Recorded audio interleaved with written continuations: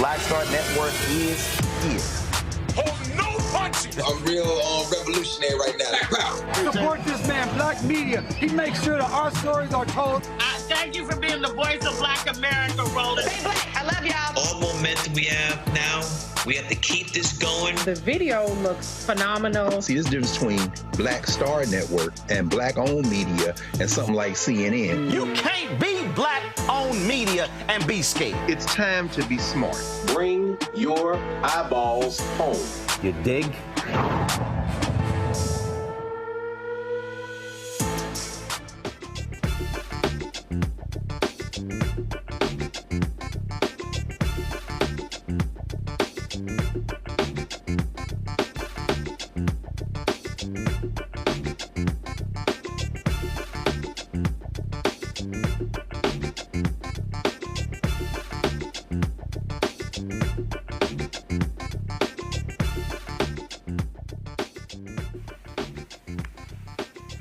Folks, today's Wednesday, October 16, 2024. Coming up on Roland Martin Unfiltered, streaming live on the Black Star Network. I am here in Elizabeth City, North Carolina, on the campus of Elizabeth City State University. Lots to talk about. This is a battleground state, and Eastern North Carolina is going to be critical to the chances of Vice President Kamala Harris winning this state. The first time Democrats could win the state since Senator Barack Obama won it in 2008. We'll talk to some students here, also local leaders, about what's happening on the ground when it comes to getting the black vote out, which will be critical in this election. Also, a big ruling coming out of Nebraska. The state Supreme Court there knocked down Republican efforts to prevent the formerly incarcerated folks from being able to vote. That means some 7,000 formerly incarcerated individuals will be able to vote in this year's election. Also, the DOJ secures an injunction against the state of Alabama when it comes to removing folks from the voting rolls inside of 90 days, which of course violates the Voting Rights Act. Also, on the show, Vice President Harris was in Pennsylvania today with about 100 Republicans who are endorsing her campaign. They say they're choosing country over party. Also, we'll talk about the idea of the Ferguson effect, that and more. So lots to talk about, folks. It is time to bring the funk on Roland Martin Unfiltered. On the Black Star Network, let's go. He's got it. Whatever the miss, he's on it. Whatever it is, he's got the scoop, the fact, the find. And when it breaks, he's right on time, and it's rolling. Best believe he's knowing. Putting it down from sports to news to politics. With entertainment just for kicks, he's rolling. It's on go, roll, roll, y'all. It's Roland Martin, yeah. Rolling with Roland now. He's funk, he's fresh, he's real, the best, you know he's Roland Martin now.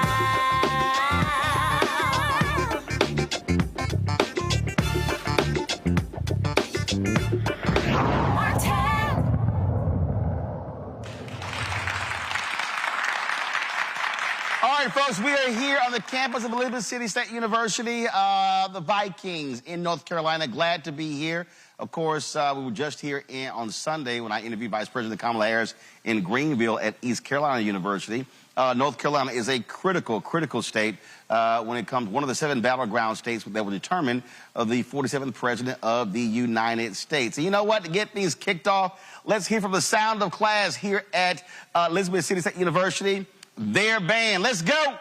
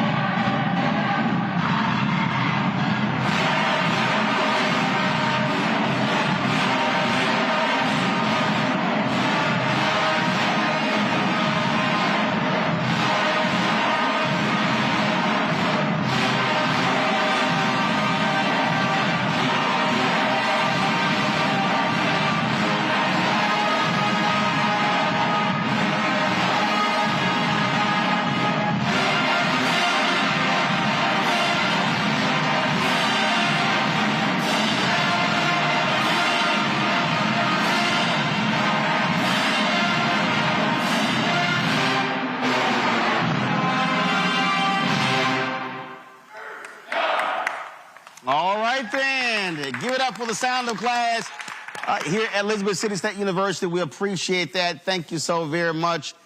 We had Fayetteville State on Friday. Now, they put some pressure on y'all now, so Fayetteville State, let's see what y'all gonna do on Friday. I'm just saying. So again, I appreciate that, folks. It's a lot we're gonna be talking about over the next couple of hours. Again, North Carolina is one of 7 battleground states where both campaigns, Harris, Walz, Trump, and Vance are duking it out. When you talk about Michigan, Wisconsin, Pennsylvania, North Carolina, Arizona, you have Nevada as well, plus Georgia. Those 7 states are huge. Of course, early voting in this state begins on Thursday. And we've already seen the results. Significant turnout in Pennsylvania, as well as yesterday, more than 300,000 folks who voted early in Georgia, breaking their single-day record. And so lots on the line when it comes to this election, determining, what is next, the 47th president of the United States. Now, earlier today, Vice President Kamala, first of all, right now, Vice President Kamala Harris is they're airing an interview that she did with Fox News' Brett Baird. Now, me personally, I don't think they should have done an interview with Fox News because when you pay a $787.5 million settlement because you were advancing Donald Trump's lies for the 2020 election, to me, that means that they disqualified themselves from getting an interview, from hosting a debate, or anything along those lines. And in fact, they still are involved in the Smartmatic lawsuit. Well, they were calling into question their voting machines, and so they could very well pay more than $1 billion, even in that particular lawsuit. That lawsuit was actually about $2.5 billion. Newsmax settled with them as well, and so, but that's what's going on. So we'll have some of those clips for you during the show as well. First, though, the VP was in Pennsylvania today. More than 100 Republicans were endorsing her there. And so here's just some of what she had to say today in Pennsylvania. I thank you all for everything that you are doing and the courage you are showing. This is an extraordinary climate right now. And I think we all recognize the courage that you are each showing to speak out so publicly and to put, as we are saying, because we truly believe in country over party. So thank you all. And can we please applaud Bob and Christina and all of the folks on the stage, please. Thank you. Thank you. Truly. Thank you. So if you all have a seat, please do sit. Yes. So as I think everyone here knows, we meet in a place that holds a very special meaning for our country. Here on Christmas night, 1776, General George Washington and over 2,000 troops crossed the icy Delaware River in darkness, then marched to Trenton, where they surprised an outpost of enemy soldiers and achieved a major victory in the American Revolution.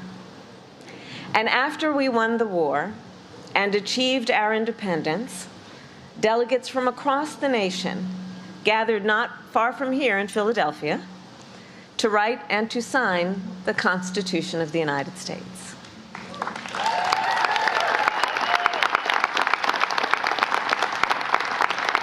And we remember and reflect on what that moment was, knowing that leading up to that work to write, to compose the Constitution of the United States, that work was not easy. The founders often disagreed, often quite passionately. But in the end, the Constitution of the United States laid out the foundations of our democracy, including the rule of law, that there would be checks and balances, that we would have free and fair elections, and a peaceful transfer of power.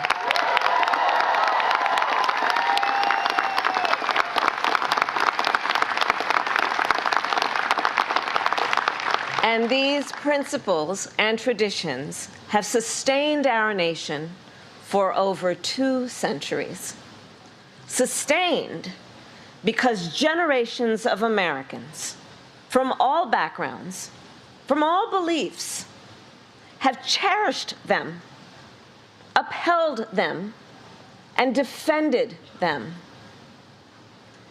And now, the baton is in our hands. So I am joined today by over 100 Republican leaders from across Pennsylvania and across our country who are supporting my candidacy for President of the United States. And I am deeply honored to have their support. Some served in state houses, some in the United States Congress, some worked for other Republican presidents and presidential nominees, including Mitt Romney, John McCain, George W. Bush, George H.W. Bush, and Ronald Reagan. And some today served in Donald Trump's own administration. We also have with us Republican voters from here in Pennsylvania and beyond, who have been active in their Republican parties for years, who have supported Republican candidates up and down the ticket. Now, I say all that to make an obvious point. In a typical election year, you all being here with me might be a bit surprising, dare I say unusual. But not in this election. Not in this election. Because at stake in this race are the democratic ideals that our founders and generations of Americans before us have fought for. At stake in this election is the Constitution of the United States, its very self. We are here today because we share a core belief. All right, folks, we live streamed that earlier, so if you want to actually see the full speech, just simply go to our Black Star Network app or go to our YouTube channel as well. Let me introduce you to 4 students here at Elizabeth City State University. To my left, we have Heaven Brown. Heaven is, of course, a class of 2025. Elizabeth's Miss ECSU. What's happening? Hello. All right, glad to see you. Glad to see you. Y'all can clap for her. Y'all go ahead. Go ahead. Got Donovan Hankins. He's a senior here. Corey Simmons is a senior. We have Amor Bailey, a junior. So glad to have all of y'all. So glad to be on the campus. So, Heaven, I'll start with you. What have the conversations been like amongst students when it comes to this election? Are they excited? Are they sort of like, what's happening? On our campus, it's been very exciting. We've had a great turnout to all debates, from vice president to presidential debates. Were y'all hosting watch parties on campus and like that? Okay. So watch parties every time, and people showed up, whether it was with SGA or other groups. Tomorrow we have the March to the Polls. Every year, every March is always a big march. We have the Santa Claus come out and march for us. So we have fun. The orders come out, and it's always a great time. Gotcha. Now you got March to the Polls. Is there a polling location on campus, or is it off campus? It's off campus, but it's so close. It's my ability to be on our campus. Oh, good. Y'all, it's like I was at A&T a few years ago. I think it was like 2 miles away. It was like a long damn walk. No. So what you're saying is, any student on this campus does not have an excuse not to vote because it's that close. There's no excuse, and you can use your ID card as a Viking to vote. Oh, really? Yes. Okay, because you can't do that in Texas. But you can use a gun permit, but you can't use your state ID to actually do it. Amor, what about you? What have these conversations been like? What are fellow students talking about in terms of the issues? Well, everybody is just stressing to vote. Just vote, vote, vote. Because this is a really important election, especially for people who can vote. And people are, still like shaky about like who they're going to vote for and everything. They feel like they're not going to vote for the right person, but every vote matters. All right. Donovan, we're seeing across the country young sisters are outpacing young brothers. What are the conversations like among young brothers about this election? I think on this campus, the conversations, at least that I've seen amongst men, is that we're trying to stress how important it is to vote, because everything from like your city comptroller, like everything from like the books that go in your classroom, whether or not the bus runs by your house, like those are things that can be affected by who you vote for. Y'all gotta educate. Is it the education, Ray?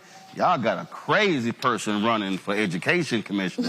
I've been seeing some of her stuff, and I'm like, ooh, Lord, she need to be committed. But that's just me. That's just me.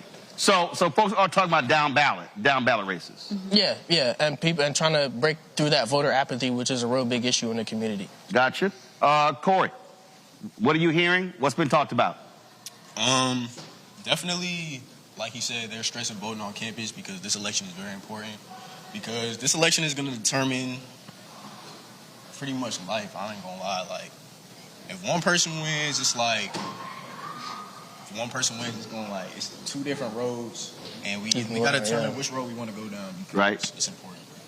Well, one of the things that I keep stressing, and I literally did my radio commentary before I came out here, is that Obama won this state in 2008. And y'all weren't even close to school, so that was 16 years ago. But he won this state by 14,100 votes because that was a massive black turnout. And ever since then, you've had efforts in this state by Republicans in the legislature to frankly suppress the vote. I mean, all sort of different efforts. You had a federal judge that literally ruled that was laser-like targeting of black voters in this state. And what I keep saying is, I mean, this is a margin election. So he won by 14,100. So when we say every vote counts, literally, if black folks turn out in large numbers, that could determine who's the next governor, who's the next president. And so is that also being discussed, that every vote does indeed count? Because I've interviewed a lot of young folks across the country who say, well, I just don't think my vote counts. And I keep saying, look at the numbers, it can actually be the difference. Yes, we've definitely stressed it. And what I normally stress to students is that we're 20-something years old. We have about 50, 60 years left in this country to live. This election matters to the rest of our lives. When we graduate, this is the economy we're graduating into. This is our vote. My first president was Obama. I don't remember any other president. So it's important for us to make this vote count, and our voice does matter. We try to forget the one that came after him, too. But I understand your point. I understand your point. But you're right, because I was asked about this, and I said, someone asked me, they said, well, you know, what's your motivation? And I said, listen, I could easily say whoever wins is not going to have a material impact on me personally. I said, but I'm doing all I can because I have 9 nieces and 4 nephews. And literally voting in an election, Donovan, is really the next 20, 30, 40 years. I think a lot of people don't quite understand that. When you talk about the Supreme Court, whoever wins the presidential race is likely going to appoint 2 Supreme Court justices, and that person is going to likely be on the court, if you look at how the justices have been going, for the next 40 years. That means if you're 20 years old now, those seats, if they or feel, won't come up again until that person is 60. Yeah. So is that on the minds of folks? I think it's on the minds of some students on this campus. I know some people are more politically adept as to what it comes to what their vote means. I know it's on my mind, but it may not be on everyone's mind. So I think it's important that we go out of our way to make sure that everybody knows that the vote is just more than just turning up to the polls. It's about the future, your children's future, because all that stuff is inherently connected to itself. So Corey and Moore, okay, take me through this. Have y'all encountered students who don't want to vote, and what are y'all telling them? Yes, I have definitely encountered like plenty of people who don't want to vote. And what are you telling them? Well, my mom has this saying. She says every time you don't vote for somebody, it's a vote for somebody else. Right. And so I tell them, like, my mom's saying that you don't vote, you can't eat at this house. Oh. And I'm with her on that. I'm with her. That's right. And look, I'm a firm believer. You cannot come to Sunday dinner unless you bring your "I voted" sticker. But I just let them know, like, because everybody doesn't have the luxury to vote in other countries. This is a very, like, it's kind of free country, but it's a very free country. So the fact that we have the luxury to vote, we should just go out and vote. And I tell them that it's very important because even though, like, the presidential election is, like, the election everybody, like, kind of goes out to vote for, other certain smaller elections are important too. Right. And so they should think about this, think about, like, not voting for, like, prices and other stuff that affects us daily by the... So, Corey, what are your debates like among brothers and sisters who say, man, I'm not feeling nothing you're saying on this voting stuff? So, like, there's been people who's come up to me. Hold the mic up to you, man. Oh, yeah. There's been people that come up to me and they would ask me, like, what's the purpose of voting? Like, why do I have to vote? I'm just getting to college. I don't see a reason why it's not going to have any effect. And the thing that I tell them is think about yourself in 4 years. Think about how you're going to be, how the world's going to be in 4 years if you don't vote versus if you vote, especially for somebody that you agree with their goals. Just hold the microphone right there. But here's the deal. Do they also not realize this is a state school? Yeah. Which means that your funding is determined by elected officials? So if anybody's saying, I don't understand why voting doesn't matter, it's called buildings, facilities, it's called resources. I mean, this school is directly tied to who in the legislature and the governor's mansion. Yeah, I just feel like some people, they don't look at the bigger picture. They just look at the surface of things. Like, one thing that I say, like, that I've been living by, I always like to dig. Like, I look underneath everything. So you can see, like, the deeper aspects, like, you know what I'm saying? Yeah. I'm asking each one of you, most important issue this election season. I'm going to start with you. Most important issue? Most important issue. Can you come back to me? Oh, got to come back to you. All right, Haven, I'll start with you. One or two, what's the most important for you this election? I think education in general, a lot of things have been being put in and taken out of the education system, and we got to make sure that everyone gets the same education. And then women's rights. As a black woman, I feel like it's been attacked a little bit this past couple years, and we got to make sure we're all protected. Just a little bit. We've been attacked. So definitely women's rights for me. All right. Donovan? I think for me, definitely education, like Heaven said, but also like a focus on public infrastructure. I think that a big part of our economy, of our GDP, has to do with our ability to produce and export and import things to and from the country. So stuff like bridges, roads, high-speed rail, all that stuff matters because it can directly affect, what you're able to buy, the bread you put on the table, stuff like that. Corey? To kind of piggyback off what he said, I would say inflation. Inflation has been a big thing. I think they're trying to bring the prices back down a little bit because they have been like skyrocketing it, and that's kind of like. Well, yeah, a lot of corporations that made a whole bunch of money with major corporate profits by jacking prices up. Mm-hmm. So most people don't even realize the president the president doesn't determine prices. Right. So it's amazing these people who say, well, prices were down when Donald Trump was president. Well, they were down when Obama was president, but a president that doesn't determine those prices, those are individual companies. Mm-hmm. And they made a lot of money in the last 2 years. Mm-hmm. All right, you figure out what your issues are? Like they said before, education. Excuse me. Don't be scared. Like having a regular conversation. Don't worry about it. Like you mentioned before, just when you vote for the president, you vote for all the people that they're going to have around them. And so, like... I mean, their staff and their departments, their cabinet secretaries. Yeah. And so just voting for a president who is going to provide us with safety and just make sure, like... Go ahead. You good, we got time, baby. My flowers. We got time. We'll wait on you. Just make sure, like, the community is good. Okay. Everybody is good. All right, then. Yeah. All right, well, we proceed. There you go. See, that wasn't bad at all. Y'all give it up for our students here.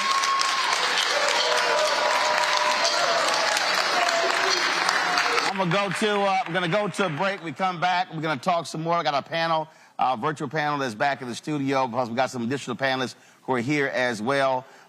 Santa Claus, y'all gonna take us to the break? All right, we'll be right back at Roland Unfiltered. All right, what y'all gonna do? Take us to the break. To the break. No, no, me, you're supposed to play something to the break. Oh, what you want to play? Hey, we about to go set our right now. Yeah. About to go right now. Well, the half of y'all that got them play something. The half of y'all that got them play something. Give me a trumpet solo there. One of y'all got skills? I know one trumpet player got some skills. What y'all gonna do? All right, let's turn that camera around. Antoine, turn the camera around.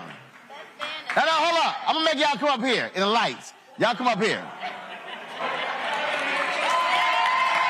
I'll make y'all come up here.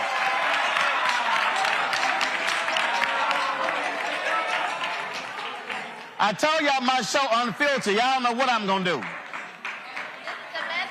All right, let's see what y'all got. My brother played trumpet, I played cornet, so let's see what y'all got.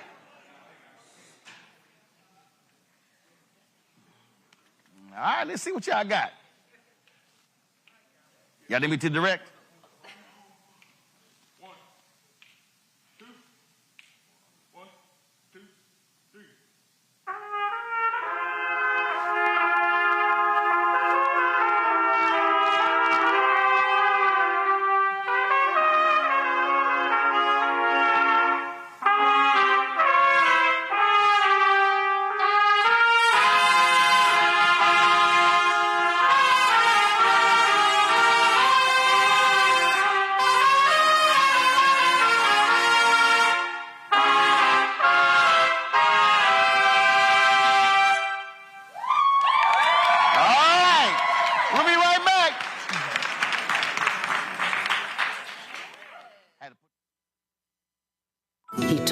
Who he was. Should abortion be punished? There has to be some form of punishment. Then he showed us. For 54 years, they were trying to get Roe v. Wade terminated, and I did it, and I'm proud to have done it. Now Donald Trump wants to go further with plans to restrict birth control, ban abortion nationwide, even monitor women's pregnancies. We know who Donald Trump is. He'll take control. We'll pay the price. I'm Kamala Harris, and I approve this message. In 2016, Donald Trump said he would choose only the best people to work in his White House. Now those people have a warning for America. Trump is not fit to be president again.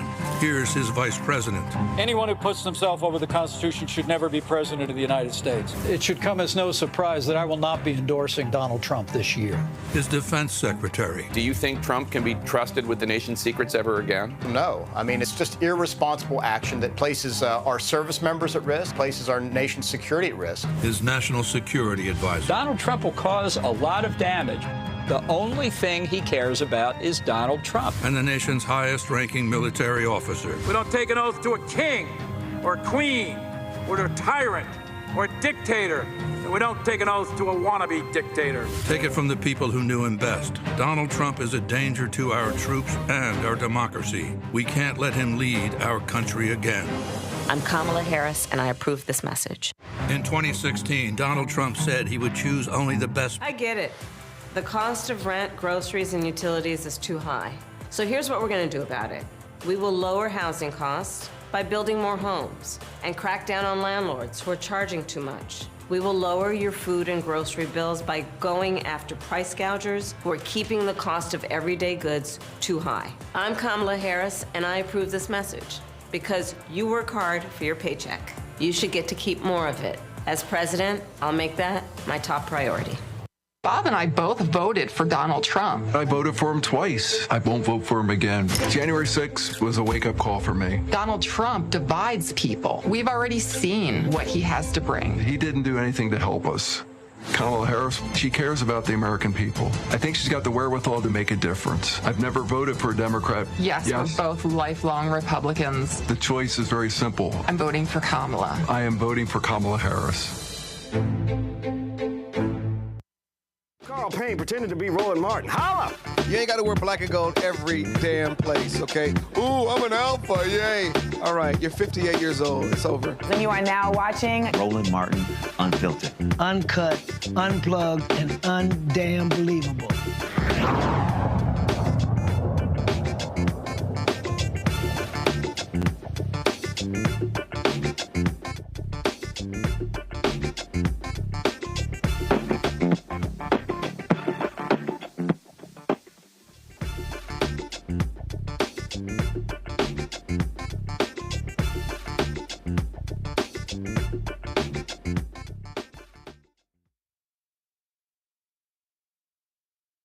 We back on the show, but we taking this alpha photo, so it's an alpha host, and y'all gotta wait. All right, here we go.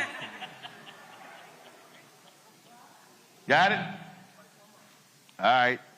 Y'all can head drop. There you go. All right. I appreciate it. Appreciate it, Frat. All right, folks. We are back on the show. Just hold it. So let me go introduce our panel in the studio. Rebecca Carruthers, Vice President, Fair Elections Center out of Washington, D.C. Patillo, host People, Passion, Politics, News and Talk 1380 WAOK out of Atlanta. Jade Mathis, Counsel, District Legal Group out of D.C. Glad to have all three of you. Rebecca, I'll start with you. Vice President Kamala Harris sat down with Brett Baier of Fox News. So, all right, since everybody's whining and complaining about her going on the Fox, when is Trump going to sit down with MSNBC, CNN, and I know he's not going to come on this show? Well, I'm not going to pretend that I speak for Trump or the Trump campaign, so I can't answer that. But one thing that I will say, whether people like it or not, the majority of people are getting their information from non-traditional sources. Americans going into the elections just watching their local news station to get information isn't what's happening, especially with some of the Gen X, the millennials, and most certainly with the Gen Zs. But watching the Harris campaign actually go to more non-traditional and digital sources of media, we'll see in less than 3 weeks if it pays off and if that's the strategy for the future for candidates running for president in this country. Robert, it is very interesting again when you look at the political people. They always this one always cracks me up. They always make demands of Democrats. They don't make demands of Republicans. And we saw Trump. He just canceled on CNBC. He's supposed to be on yesterday. Then he didn't go on. He's been canceling other interviews. Sounded to me like somebody's a little squirrely when it comes to, the ability to actually have conversations. Well, I think what we're seeing is kind of the one superpower Kamala Harris has. Yesterday, I was up in Detroit with Congressman Jonathan Jackson, with Minnesota Attorney General Keith Ellison, speaking with workers and union members about raising the minimum wage on the federal level. At the same time, Reverend Jesse Jackson, who's in his 80s, was in Columbus, Ohio, meeting with clergy and community leaders. Everyone's headed down to North Carolina A&T to appear at homecoming. You have Barack Obama in Western Pennsylvania talking to black men. You have Kamala Harris sitting down with Fox News. This is what happens when you have a broad base, when you have a big tent party, where you can talk to all parts of America and be accepted in all parts of America, where you have an agenda that reaches out to the middle class and talks about building our economy from the bottom up and the middle out and not trickling down. We talk about bringing people together, not trying to divide them along lines of race and sex and ethnicity and age and income brackets. And this is why we see the MAGA movement becoming so small. The fact that you have more Republican presidents supporting Kamala Harris and supporting Donald Trump tells us a lot about what's going on in this country. That when you have this small movement, this small angry movement that talks about jailing their political opposition, that talks about putting together a purge that would give one day to take care of those people. When you talk about building concentration camps for 20 million people that you're going to round up door to door, what you call the largest mass deportation in American history. And the original version of it was called Operation Wetback under the Eisenhower administration. When you have that on one side of the aisle versus someone who can articulate a message about uplifting people, this is what makes the Harris campaign so strong. And this is what makes the Democrats' opportunity of taking back both the House and Senate also strong going into the general election. And of course, Jade, like clockwork, the likes of Megyn Kelly and Will Cain, all those people whining, complaining about, oh my God, how Harris couldn't answer any of these questions. Well, I guess she could have used Trump's weave answers or some of the other stuff. I mean, look, here's the reality. When you have 40 individuals who work for him now say he should never be back in the Oval Office, that is, I believe, one of the greatest indictments of anybody. When even your own vice president refuses to endorse you, probably because you tried to let him get killed. Yeah, and it shows, like, you know, leadership, poor leadership, right? A reflection of poor leadership, because the people who were once under your leadership, and it's several people, it's dozens of people, right? It's not 1, 2, 3, 4, 5. It's almost 40 people saying that. Also, this is astronomical, the support for the Republican Party for a Democratic candidate. And I think that's another thing. So, yeah, they can always comment about she's not answering certain questions, but his answers to certain questions are going to be an impromptu concert, right? A 50-song concert, right? A complete random rant about nothing, and it's going to be a concert. So if that's the comparison, then yes, I prefer him not to take the stage and to answer questions that we actually need answered in front of the Democratic Party. Oh, absolutely. And I'm just sort of laughing, Rebecca, at the likes of this idiot Joe Concha, Will Cain, and all of these folks. Again, let me just remind people, Fox News paid a $787.5 million settlement because they routinely advanced Donald Trump's lies about the 2020 election. They knowingly lied. And then they even Brett Baer, who interviewed Vice President Harris, there are emails where he said, hey, maybe we should pull back from this because our audience is not happy that we actually called the election for Biden. They still are involved in the Smartmatic lawsuit. So let's be real clear here, Rebecca. Vice President Harris did not talk to a news organization today. She talked to the propaganda arm of the Republican Party. It is you could call it a propaganda arm, but it's also a network that a lot of folks who are actively voting now and going to the voting booth on or before November 5th, they watch, they plug in. I mean, but we also have seen studies that show if you're an avid Fox News watcher, you are worse off and you know less about what's happening in this country than before you started to tune in. So it's kind of half a dozen in one hand, 6 in the other. I do think it's important, though, for a candidate not to have the perception that they're only talking to friendly audiences. So if this checks that box and it makes people think that, okay, she's talking to non-friendly audience, then, that is the strategy. But I don't think anyone in your audience, Roland, would say that Fox News is the harbinger of truth and factual information. But see, look, I get what Rebecca says there, Robert, but the only difference here is literally they are the communications arm of the Republican Party. And Brett Baer, after they announced he was going to have the interview, he literally was fighting back people who were mad at him and complaining about misinformation. I'm like, dude, that's what your network does. Your network is the leading disinformation platform out of all in America. So it's no shock their audience are full of nutcases because they're fed that stuff every single night and day.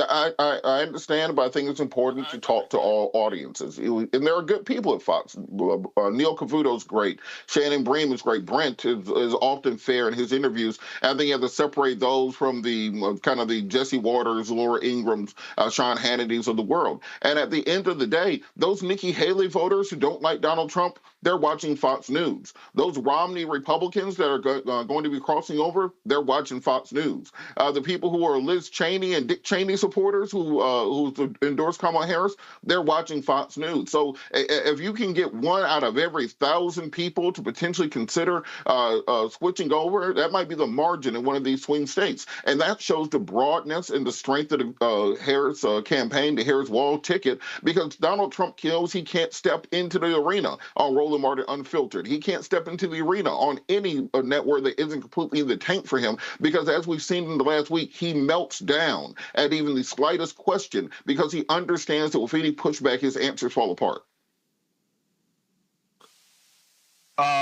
Look, absolutely, and I just think that, again, Jade, fine, they did it, you move on, but you got to call a thing, and that is a network that actually is filled with a bunch of liars, and they lie every single day.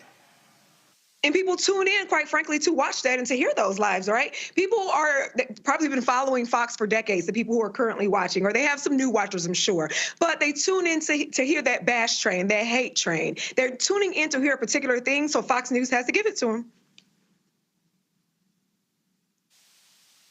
Yep, that's exactly what happens. All right, folks, going to go to a break. We come back. We're going to talk about a lot more election stuff happening. DOJ gets an injunction out of Alabama. Huge ruling by the Nebraska Supreme Court when it comes to voting rights for formerly incarcerated folks there. And then we'll talk about what's happening on the ground here in North Carolina, in eastern North Carolina as well. We're broadcasting live from the campus of Elizabeth City State University. Folks, this is Roland Martin Unfiltered on the Black Star Network. Don't forget to support the work that we do. Be sure to join our Bring the Funk fan club so you're checking money order. P.O. Box 57196, Washington, D.C., 20037-0196. Cash App, $RM Unfiltered. PayPal, R Martin Unfiltered. Venmo is RM Unfiltered. Zelle, Roland at RolandSMartin.com. Roland at RolandMartinUnfiltered.com. We'll be right back.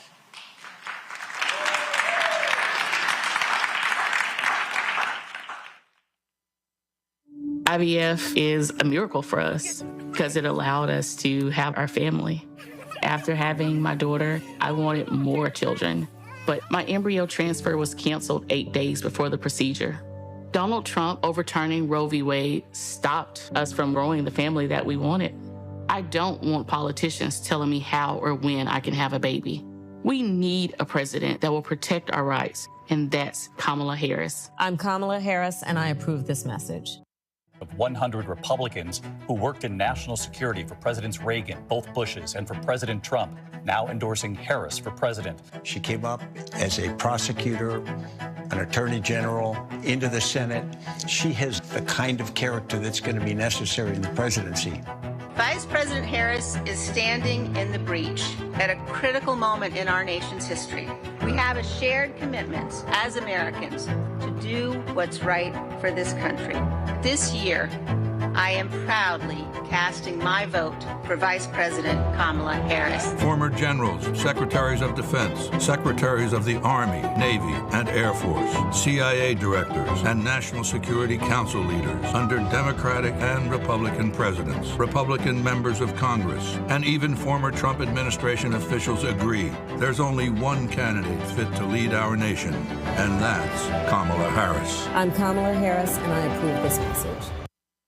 Wrongfully convicted. 5 teenagers were arrested, tried, convicted, and sent to prison. No men were exonerated. What he did to us, he tried to end us. Of course I hate these people. So-called Central Park 5. Calling for execution. And let's all hate these people. You cannot have this man go into office again. I want society to hate him. We were innocent kids. The confessions were coerced. Today, we are exonerated. That guy says he still stands by the original guilty verdict. This is about democracy being on the ballot. I have absolutely no compassion. Look at Kamala. She represents the kaleidoscope of the human family. There's something different happening in America. We will get the opportunity to build a future where we will be able to thrive and not just survive. Hello, I'm Paula J. Parker. Truly proud on the Proud Family, Louder and Prouder on Disney+. And you're watching Roland Martin Unfiltered.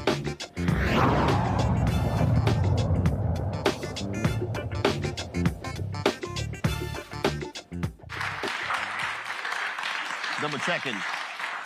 They have both of your names. All right, folks, we are back. Elizabeth City State University. As I keep saying, North Carolina is going to be a crucial battleground state. And we're already seeing it. Millions of dollars are being poured into this state. Television, radio ads, folks on the ground.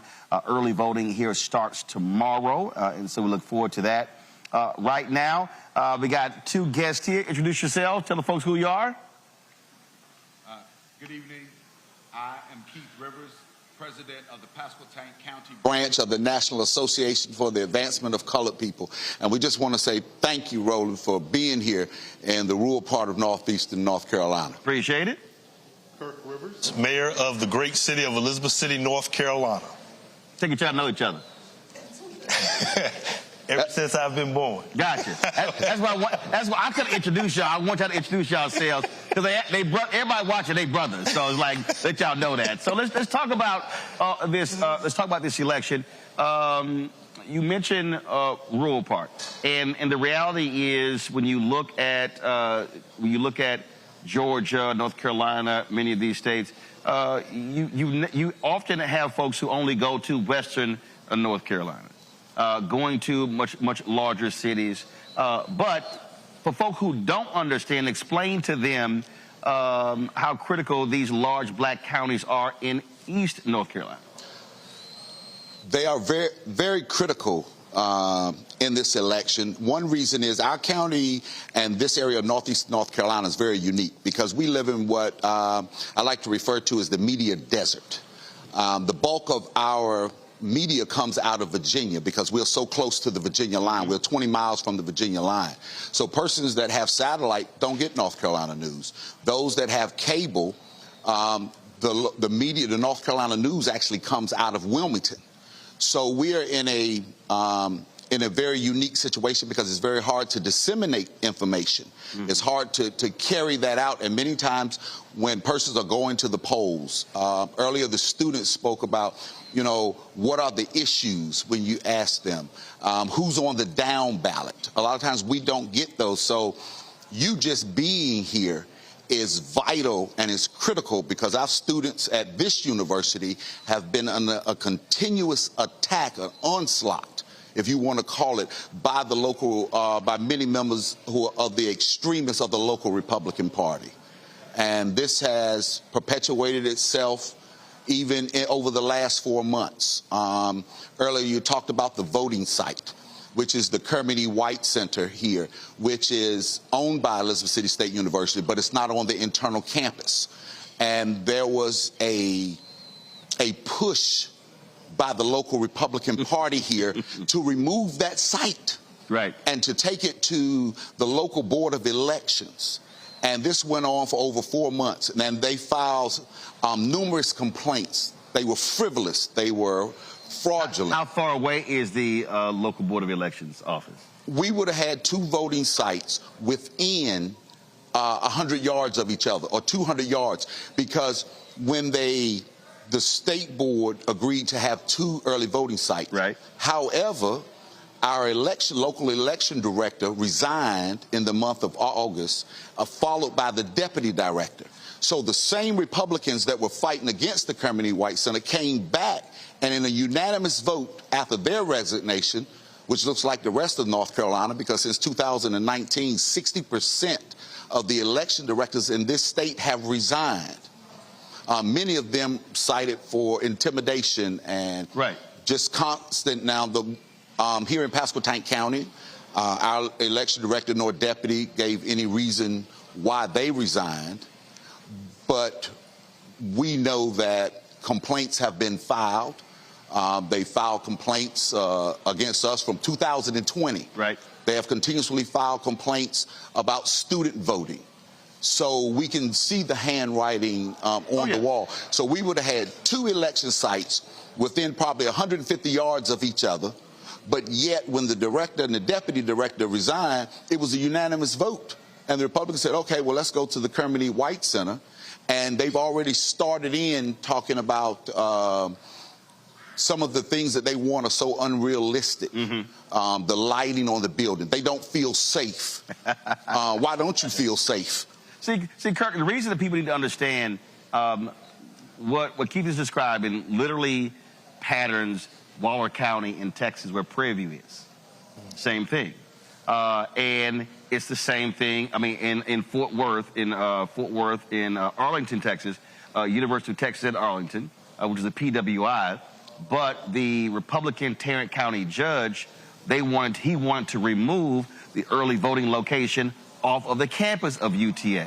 You're talking about a university with, 10, 20,000 students, and you go faculty, plus it's easily accessible for the public because of parking as well. I remember, I think it was 2012 or so, I can't remember the year, there was a clerk in Wisconsin who admitted to purposely moving an early voting location off of a college campus because too many of the white college students were voting Democrat. And they moved it out to a place far away that had a small parking lot, and because they wanted to frustrate people. And so for people who don't understand, and I've been covering what's been happening in this state going back to 2008. After Obama, this state used to have low voter turnout, but there was massive engagement, maximum turnout in 2008, and Republicans said, oh, hell no, we can't have this. Right.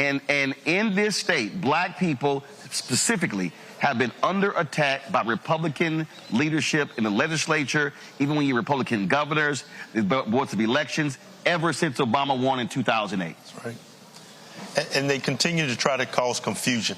Elizabeth City State University, we're home of the mighty Vikings. And right here, what's the student side? What's the population here? This year they're on the rise. I think in the last we're probably at about 1,800. Got it. But the key is... You say higher. What's the number? 2,000. There we go. 2,200. There we go. 2,200. So when don't leave out the other 472. Exactly. When I was first elected, right out of graduating from Elizabeth City State University, from that point, I was elected to be city councilman.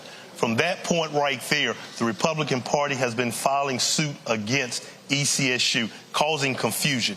And wasting money. Exactly. And then about 6 or 7 years later, we had a student to actually run. And he was successful to take my spot. Well, what took place right after that? They've been constantly trying to keep students from voting here in Elizabeth City because of the fact that they were planning to have a Republican control, just like you talked about, because it's bigger than the city of Elizabeth City.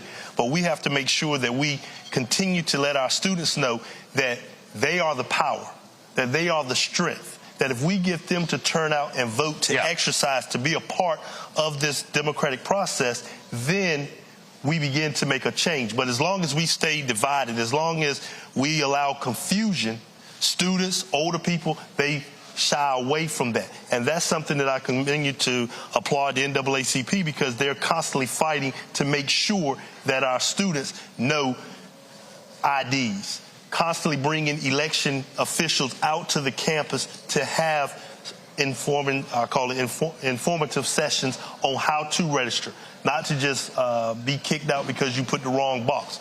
But that's one of the things that I'm just so proud to make sure that I'm always on the campus visiting the students, because I want them to know that they are very valuable to the future of Elizabeth City and North Carolina and the entire presidential process. I'm going to have my panel ask some questions here after this here. But I mean, here's the thing, again, that people don't understand in this state.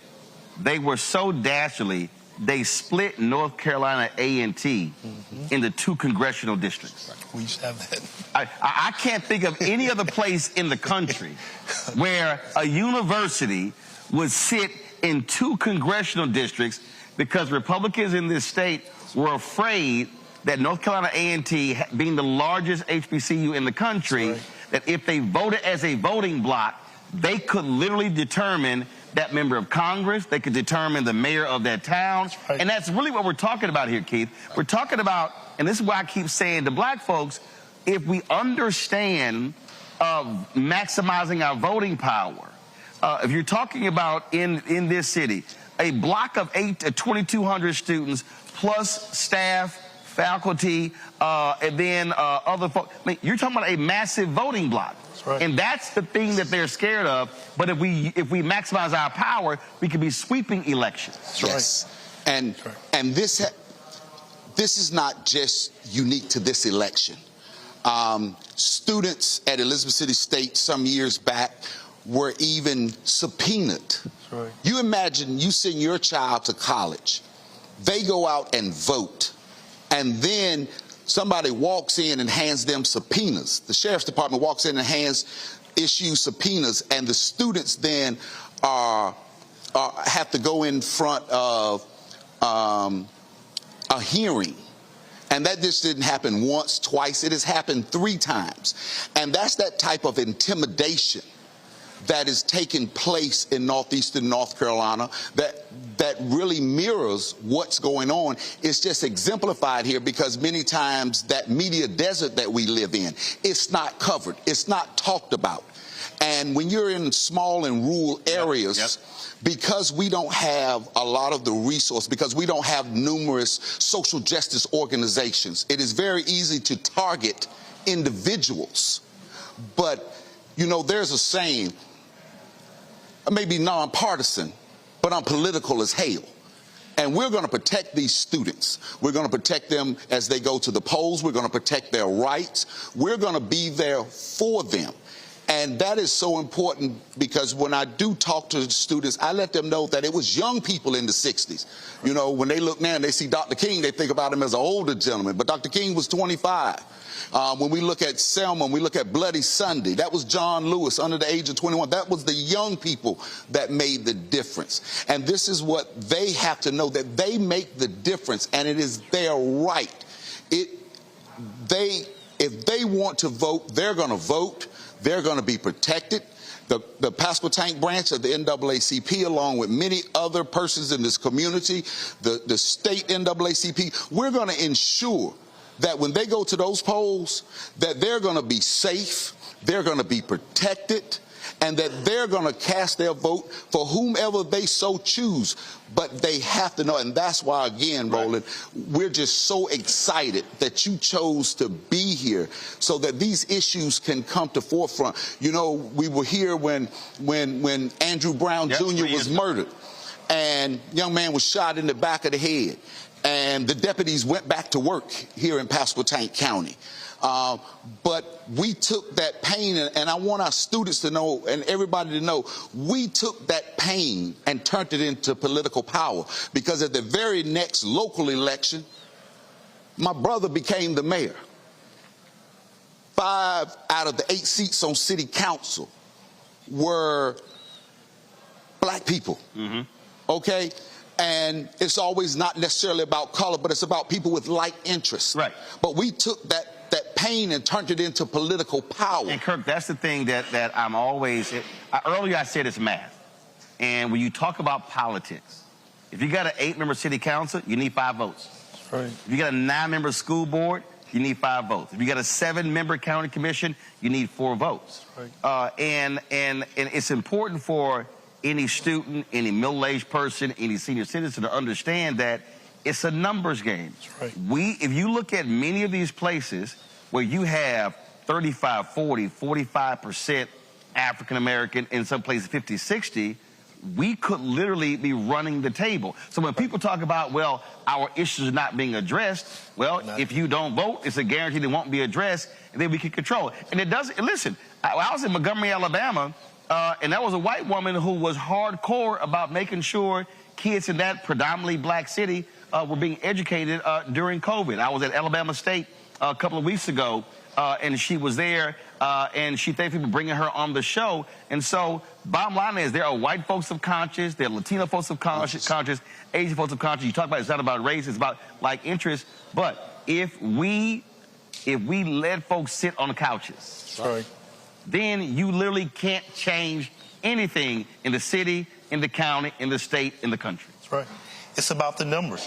And other people recognize, but sometimes we're last to recognize that if we come together, if the students come together, 2,200, we have about 3,000, 3,200 on a city election for a mayor out of about over 20,000 residents. You're saying in the city election, some 3,300 folks cast ballots. Voted for mayor. Voted for mayor. Voted for mayor. So this campus could literally change. Pick the mayor every 2 years or 4 years. Every 2 years. Every 2 years. Every 2 years. Even down to our representative for the House. 1,200 State House. I believe Howard Hunter lost on his last election by I think about 1,200 votes. 2,200 changes the election cycle. Takes one.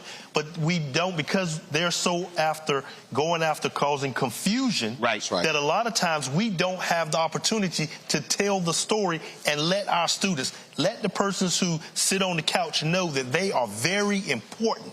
And that's what, I think that's what I tell my brother, that's their game all the time. Keep causing confusion. That way we don't have opportunity to educate. And once you tell people and empower them through educating, telling them what's going on, now they get motivated. Now they're trying to learn. And once you get, when you had these students up here, I was just listening to some of them talk, and I was becoming energized because it's great to hear students talk. A lot of times, older people only once talk. But when you hear students that they begin to understand that they control the power, that they can dictate what takes place in the state of North Carolina, in Elizabeth City, that's power. That's power that we have to tap through all. And North Carolina we're the largest, have the most four-year historically black colleges in our state than any other state. If the students come together and decide and push an agenda, everyone would be able to get their agenda. ECSU could have multiple buildings, more funding, if the students come together. But they have the power, and that's why we're glad that you were able to come here, come to the campus of Elizabeth City State University, because as Elizabeth City, as the mayor, the one thing that I let everyone know, we're proud to say we are the home of the mighty Vikings. We're recognizing, I love to come out and talk to our students. I try to bring multiple people out because they are the economic source that's in our city. They are the voting base in our city. We need Elizabeth City State University, and I'm a mayor that has no problem with saying that because I want the students to know that they are a valuable asset here. Well, you also need it because this university is a major economic generator to this city as well. Robert, I'm going to go to you, Robert, because when Moral Mondays was taking place here, being led by Reverend William Barber and others, what was very interesting about that is I never forget, I spoke a couple of years later. It was Reverend Barber's last NAACP state conference dinner. And there were a group of 3 or 4 white women, and they said, I bet you never thought you would meet 4 white women as founders of an NAACP chapter. And they talked about founding this chapter in the mountains of North Carolina because through Moral Mondays, there were white folks who said, wait, they talking about the same stuff that I'm being impacted by. And so what you saw was what began as a largely black Moral Monday movement begin to totally change. That's what I'm talking about, how when you focus on those issues, how North Carolina literally can change as opposed to being a red state. You're absolutely correct. Now, I think that when we look at the expansion of the map that Kamala Harris has exhibited since she got into this race, and then you can't ignore, Mark Robinson is there. And he is a entity on the Republican side. And for our Christian conservative voters who might be watching, I want you to think to yourself the fact that Mark Robinson will probably still get 40% of the vote in North Carolina, despite saying he's a black Nazi. He will still get 40% of the vote. So for our guests, I would like to ask, what are you hearing in response to kind of this extreme MAGA agenda? And for people who are still undecided, have you talked to them about what Project 2025 is going to do to affirmative action? Have you talked about what it's going to do to HBCU funding? What are people saying when you talk about the agenda that the other side of the aisle has?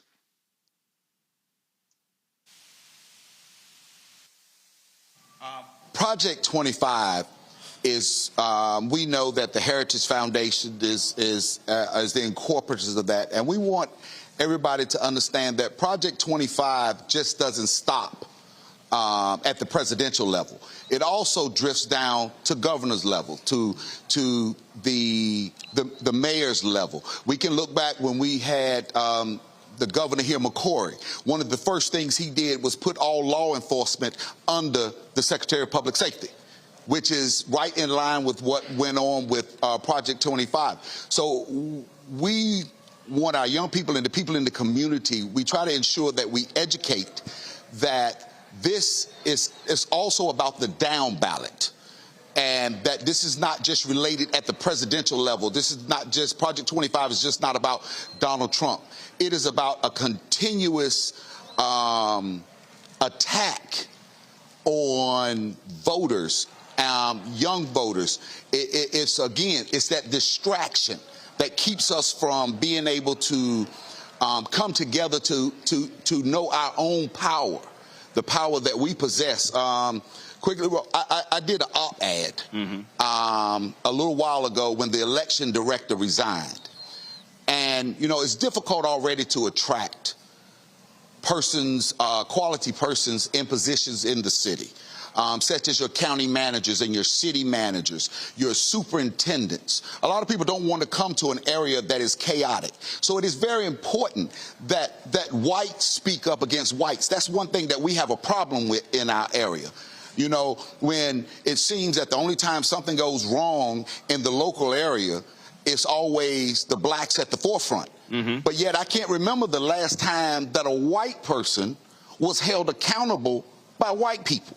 And I mean, it may be a lot of liberals and things differently, but here, at the end of the day, it still becomes white and black. And we catch a lot of havoc, but, you know, I have to speak truth to power. That's all I know.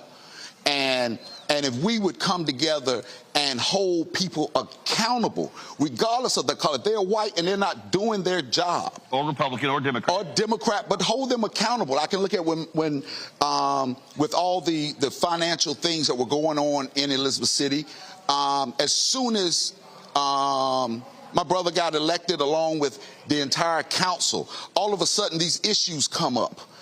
These issues about the audits. These issues about the LGC, which is now overgone. The audits have been late for probably 6-7 years before then, when there was a white city manager. But see, all of a sudden, it didn't happen then. There was a town in Tennessee, same thing happened there, where the same issues came up. So, but again, look, those are things that we know what's going to happen when African Americans take over. But that's also still why you have to maximize power. Rebecca, your question. Yes, so I've done campaign work in North Carolina, and one of the things that I remember is a lot of the foreign interference, specifically targeting disinformation and misinformation, targeted towards Black folks and especially Black registered voters. Well, it's happening again this year. So can you all talk about some of the messaging that you've been using on the ground to talk to skeptical people who are skeptical about turning out to vote this year? Well, we definitely, the thing about it is, it's so much confusion, it's so much negativity that it turns people off. And that's where we have to let people know that you still have to go to vote. Just earlier when I was listening to Roland talk, when he talked about, we have a young lady running for a state superintendent. She said nationally, kill or pay-per-view, and let's kill Obama. Now, how can you be the Secretary of Education? When you're talking to our young people and you're telling people that we can pay, let's execute Democratic leaders in North Carolina. That's because confusion to the Republican Party is what they're looking for. And we have to make sure that we choose in this election right here, we have to let people know there's two paths. Either you can go with the path that is not about confusion, but let's talk issues, or you can continue to go with confusion. And one thing I found out since being mayor, if we talk to the issues directly, people will get behind you, because that's what we have to stay on track. We have to make sure that we continue to talk about attack on women's body. We have to make it simple and plain about Project 25. We have to make sure that we continue to educate the people at the ground level that it is just not about the presidency, but it's down ballot. And we have to always make sure that people who are capable of understanding bring plain talk is what I like to say. Let's talk plain to the people we are asking to go out and vote. And a lot of times we just don't go. We just automatically assume that everyone's going to vote Republican or everyone's going to vote. But we have to make sure that we talk about the issues. We have to talk about the attack on women's rights. We have to make sure that we talk about how they're trying to disenfranchise, how they're continuing to try to devalue our students and their vote. But we have to make sure that we educate and keep talking about the issues and stop talking about all this confusion and stop letting them bring scare tactics into our community. All right, then. Jade, what's your question?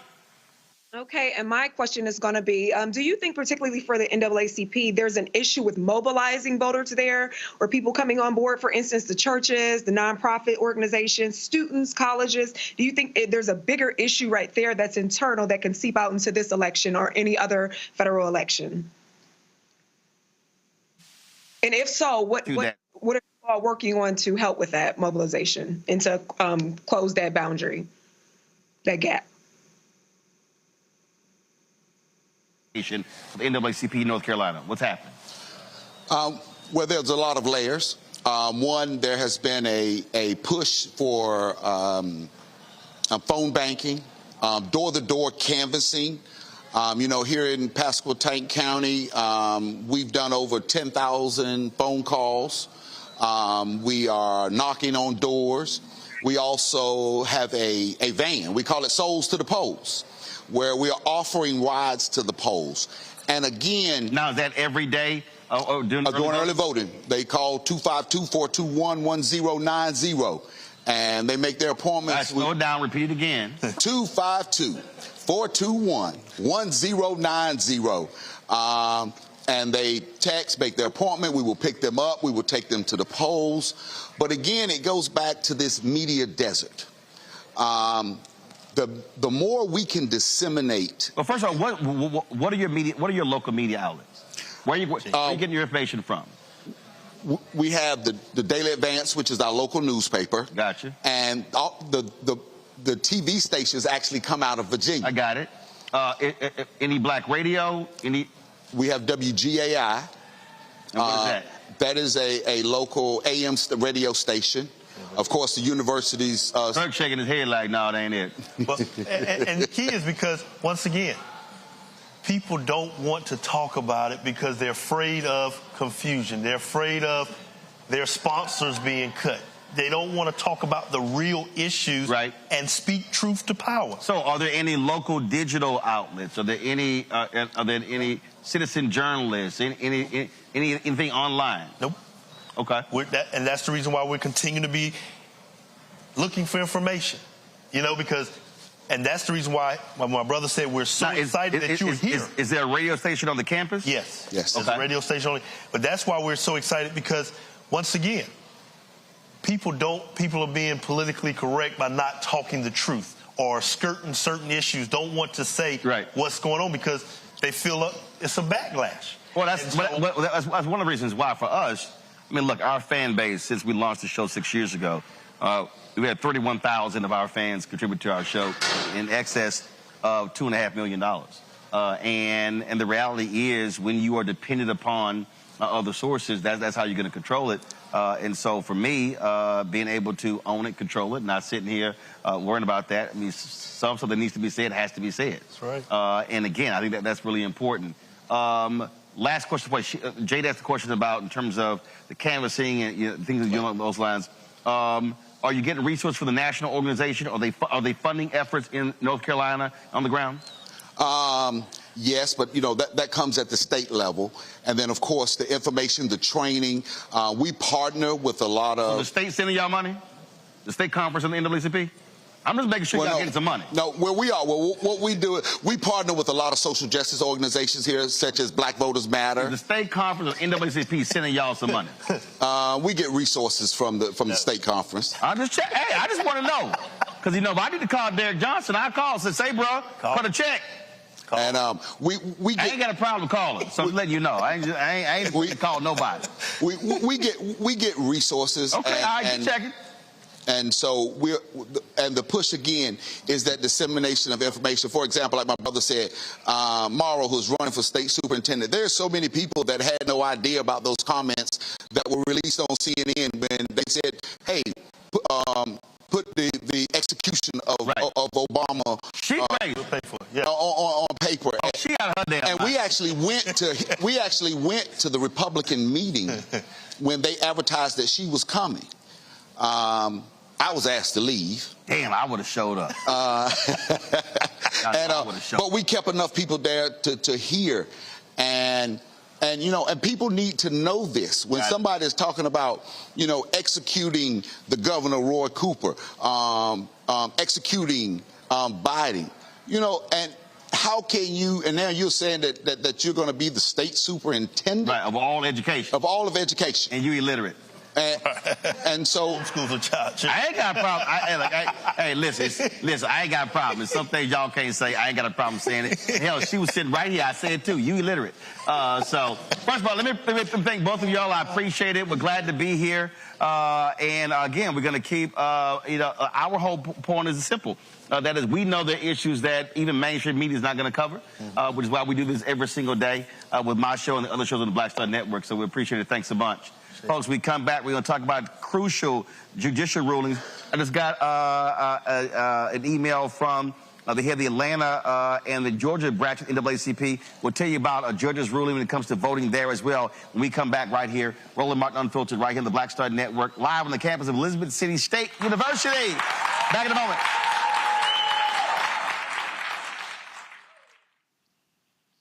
Here's a 78-year-old billionaire who has not stopped whining about his problems. Oh, she had a big crowd. Oh, the crowd. This weird obsession with crowd sizes. It just goes on and on and on.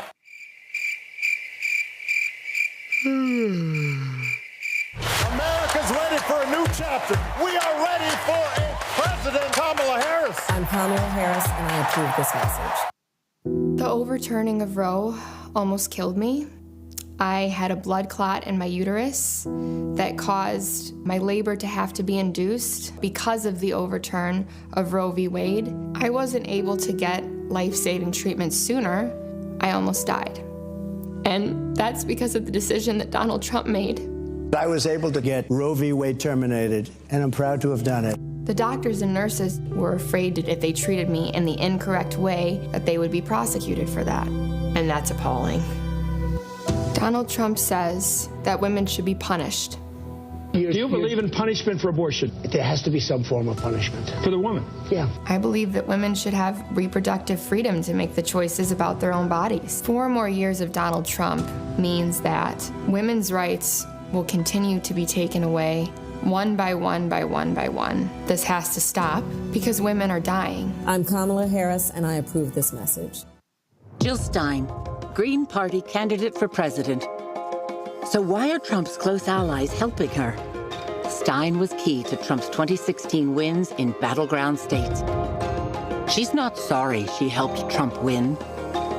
That's why a vote for Stein is really a vote for Trump. Jill Stein, I like her very much. You know why? She takes 100% from them. I'm Kamala Harris, and I approve this message. There's nothing socialist about Kamala Harris. Trump says Harris is a radical. I don't buy it. Conservatives have a supermajority on the Supreme Court. With a likely Republican Senate, those checks and balances will keep our country sane. If Trump wins, he could end up with total control. I'm a conservative. I don't agree with Harris on everything, but she was a tough prosecutor, and she put bad guys in prison. I voted for Donald Trump 3 times. I'm voting for Kamala Harris in November. And I'm voting for Kamala Harris this fall. Winners never back down from a challenge. Champions know it's anytime, any place. But losers, they whine and waffle and take their ball home. Trump now refusing to debate a second time. He did terribly in the last debate. He's so easily triggered by Kamala Harris. Well, Donald, I do hope you'll reconsider to meet me on the debate stage. If you've got something to say it to my face. I'm Kamala Harris, and I approve this message. He told us who he was. Should abortion be punished? There has to be some form of punishment. Then he showed us. For 54 years, they were trying to get Roe v. Wade terminated, and I did it, and I'm proud to have done it. Now Donald Trump wants to go further with plans to restrict birth control, ban abortion nationwide, even monitor women's pregnancies. We know who Donald Trump is. He'll take control. We'll pay the price. I'm Kamala Harris, and I approve this message. Winners never back down from a challenge. Champions know it's anytime, any place. But losers, they whine and waffle and take their ball home. Trump now refusing to debate a second time. He did terribly in the last debate. He's so easily triggered by Kamala Harris. Well, Donald, I do hope you'll reconsider to meet me on the debate stage. If you've got something to say it to my face. I'm Kamala Harris, and I approve this message. Hi, I am Tommy Davidson. I play Oscar on Proud Family, Louder and Prouder. I don't play Sammy, but I could. Or I don't play Obama, but I could. I don't do Stallone, but I could do all that. And I am here with Roland Martin on Unfiltered.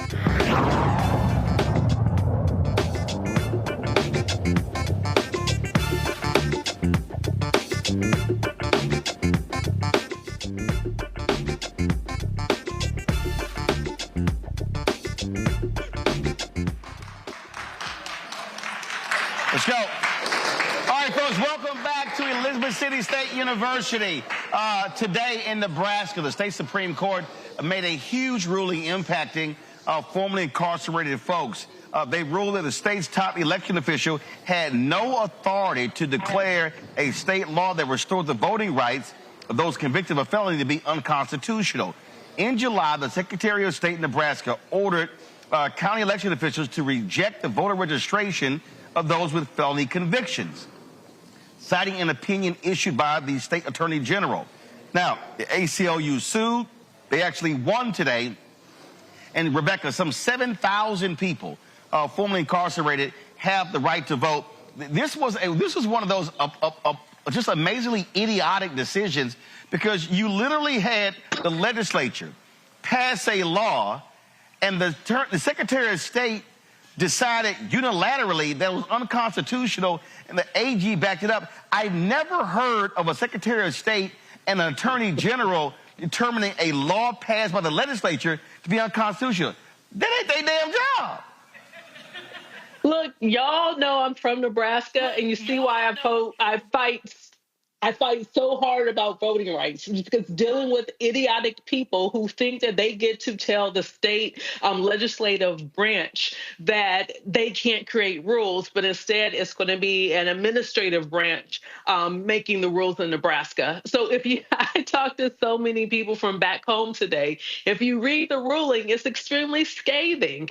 Like the Secretary of State and the Attorney General was clearly out of bounds here. So now there's going to be additional 7,000 plus people who are eligible to vote. And do remember, in Nebraska actually splits its electoral college vote. And so in the Congressional District 2, which is largely the Omaha-Douglas County area, you're going to see real impact with what happens at the top of the ticket. Not only is the vice president in a very competitive race against Trump, but also we see that there's 2 U.S. Senate races are on the ballot. We see there's an independent against the incumbent Republican. We see that race is tightened up. And then we see a Democrat against the other incumbent Republican. And we see that race is pretty interesting with Preston Love, who is a Black man and actually, I believe, ran one of Jesse Jackson's campaigns in the 80s. So that said, keep your eye on Nebraska. This is going to have impact on what happens with that electoral college vote coming out of Omaha.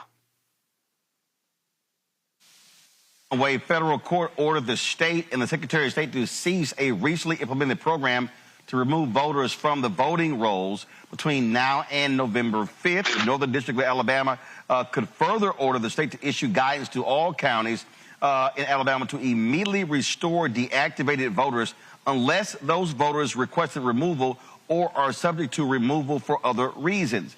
The DOJ filed a lawsuit against Alabama and the Secretary of State in September, alleging that the Secretary of State's voter list maintenance program announced in August violated Section 8 of the National Voter Registration Act of 1993 by conducting a program intending to remove voters within 90 days of a federal election systematically. Jay, the reason this, I think, is huge because, again, in Alabama and recently in Virginia, they started doing this, and you had Virginia Governor Glenn Youngkin whining and complaining about it. Even the Orange Man, when he was at the Bloomberg Economics Forum, was complaining about this. But the law is the law. You cannot start removing voters inside of 90 days of an election. And so my deal is, what the hell were y'all waiting on? You could have done it with 150, 120 days. No, they purposely waited until that point. You absolutely are. You're absolutely right. They could have done that. And also, you know, I admire the court, Alabama, with the DOJ for asking for an injunction, because what an injunction legally is a court order issued to prevent a party from taking action that can cause irreparable harm. Here, that irreparable harm would be the systematic voter purge attempt program that they're trying to rename as another program. So I think that was absolutely the correct move to make. The DOJ had every right to be concerned, because what Alabama originally was considering as individuals, right? Private individuals who were suing for their rights. However, they failed to consider the United States as a whole in the state of Alabama and oversee that part of it. So I think that this injunction, I hope that is an indefinite injunction, and it was absolutely the right move to make.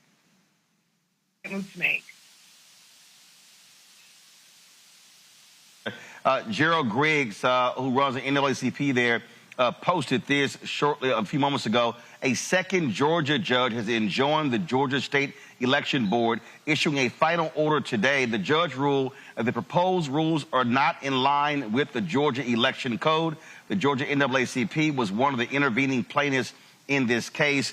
Here you had these nutcase MAGA folks who decided that, oh, let's actually do hand counting of ballots in Georgia. You even had Georgia election officials, Republicans, said, that's just dumb. We can't sit here and count ballots by hand. It goes to show you what happened after the last election when Steve Bannon, who's sitting behind in federal prison right now for contempt of court, when they said we're going to take over school boards and election boards, this is what they wanted to do by taking over the election boards. They wanted to control the elections, and here the court saying, ain't going to happen in Georgia. Absolutely. You know, Gerald Griggs does an outstanding job over there at the NAACP. But this is why I don't understand why Democrats let Republicans take this term lawfare. Because what we're seeing in all of these cases is lawfare for Republicans on the institution of the right to vote. This is what voter suppression looks like in 2024. It's no longer Bull Connor standing outside with dogs and hoses. It's no longer troops being needed to send people in and out. These battles are happening in courtrooms and in state houses around the country. And what we're seeing, as Reverend Jackson has said for decades, that voter suppression is about skimming. All you have to do is get one out of every 100 people, let's say, to step out of line or to not be able to vote. And when you expand that out, that turns into 1,000, then to 10,000, to 100,000, to 1 million people who are thereby disenfranchised. And when you do these schemes, state by state, district by district, just trying to skim off those small numbers of votes, that's how you end up with a phone call where a former president is saying, please find me 11,280 votes in order to swing an election. So we have to be cognizant of what they're working on, and we have to redouble our efforts, understanding that the Trump Supreme Court is going to fight with tooth and nail to maintain voter suppression. But also for people who ask this question, well, what exactly has the Biden-Harris administration done for black people? This is what it means to have a Department of Justice and a Civil Rights Division that is willing to fight for its community, as opposed to Jeff Sessions or Bill Barr, where they can actually take these municipalities to court and win back the right to vote for individuals. Folks, now we ready? Okay, cool. All right, y'all. Again, one of the groups that have been on the ground, not just here in North Carolina, but all across the country, is Black Voters Matter. We've, of course, had Latasha Brown, Cliff Albright on our show on many occasions. Saeed Jasmine is sitting with us right now. Glad to see you here, man. Yes, so what's happened? Tell us what y'all doing in the Tar Heel State. Oh, man, we're doing a lot. Thanks once again for allowing this opportunity. Shout out to everybody here. Viking pride, Viking pride, Viking pride. I'm an Aggie, but I show love. Hold on, that was a little weak there. I'm just saying, you shouted it out and like 3 people woke up. You know what? That's true. So why don't you do that again? Because, I mean, I don't want everybody, they're like, yeah, Viking pride, Viking pride, Viking pride. That's what y'all sounded like. I'm just saying. So you want to do that again? Let's do it again. Y'all ready? Viking pride, Viking pride, Viking pride. All right. Well, I'm so glad y'all did better the second time, because, woo, go ahead. Well, listen, we got to be excited because tomorrow we're going to actually have an early voting march right here on this campus starting at 3 p.m. Okay. 3 p.m. So we'll be here. So that's part of the work. We will be here. Wish we could be here for that. We're going to be in Rocky Mount. Well, why don't y'all do this here? Why don't y'all actually shoot some of the video and then send it to us? We can run it. Because we're at Rocky Mount tomorrow, where I'll read the church later. Then we're at Fayetteville State on Friday. But go ahead. Yeah, absolutely. So tomorrow's early voting. Like, are y'all excited? Yeah. Who plans on voting tomorrow? Yeah. Everybody's hand should be up. I know I plan on voting tomorrow. I live in Pitt County, Greenville, North Carolina. Shout out to Congressman Don Davis over there. He used to represent our area, but unfortunately, because of gerrymandering, he's no longer in our... Hold on, he here? He ain't saying no text or nothing saying, hey, I'm sitting in the audience. You know you're going to be sitting your ass up here when he get done. I'm just letting you know. Don't be trying to sneak in here. He ain't... I mean, didn't even say, hey, I'm here. Right. Okay, yeah, we know you're here now. Go ahead. Yeah, so we've been doing a lot of work with partners across the state. I'm concerned primarily with the eastern region, and that's a really big region. But folks from Martin County to Pasquotank County, to Pitt County, Washington County, Terrell County, we've been all over these counties doing work. When you say it's big, how many people are we talking about? How many black voters, but how many total voters are we talking about? Probably about, I would say at least about 800,000 at least. 800,000? I could be wrong. The congressman is here, so he could... Well, first of all, one congressional district is 700,000. Okay, yeah. Okay, so, but the reason I'm asking that, because the point is, when you look at numbers, again, I keep going back to, this is a margins election. Biden-Harris wins, Georgia by less than 12,000, Arizona by 10,000.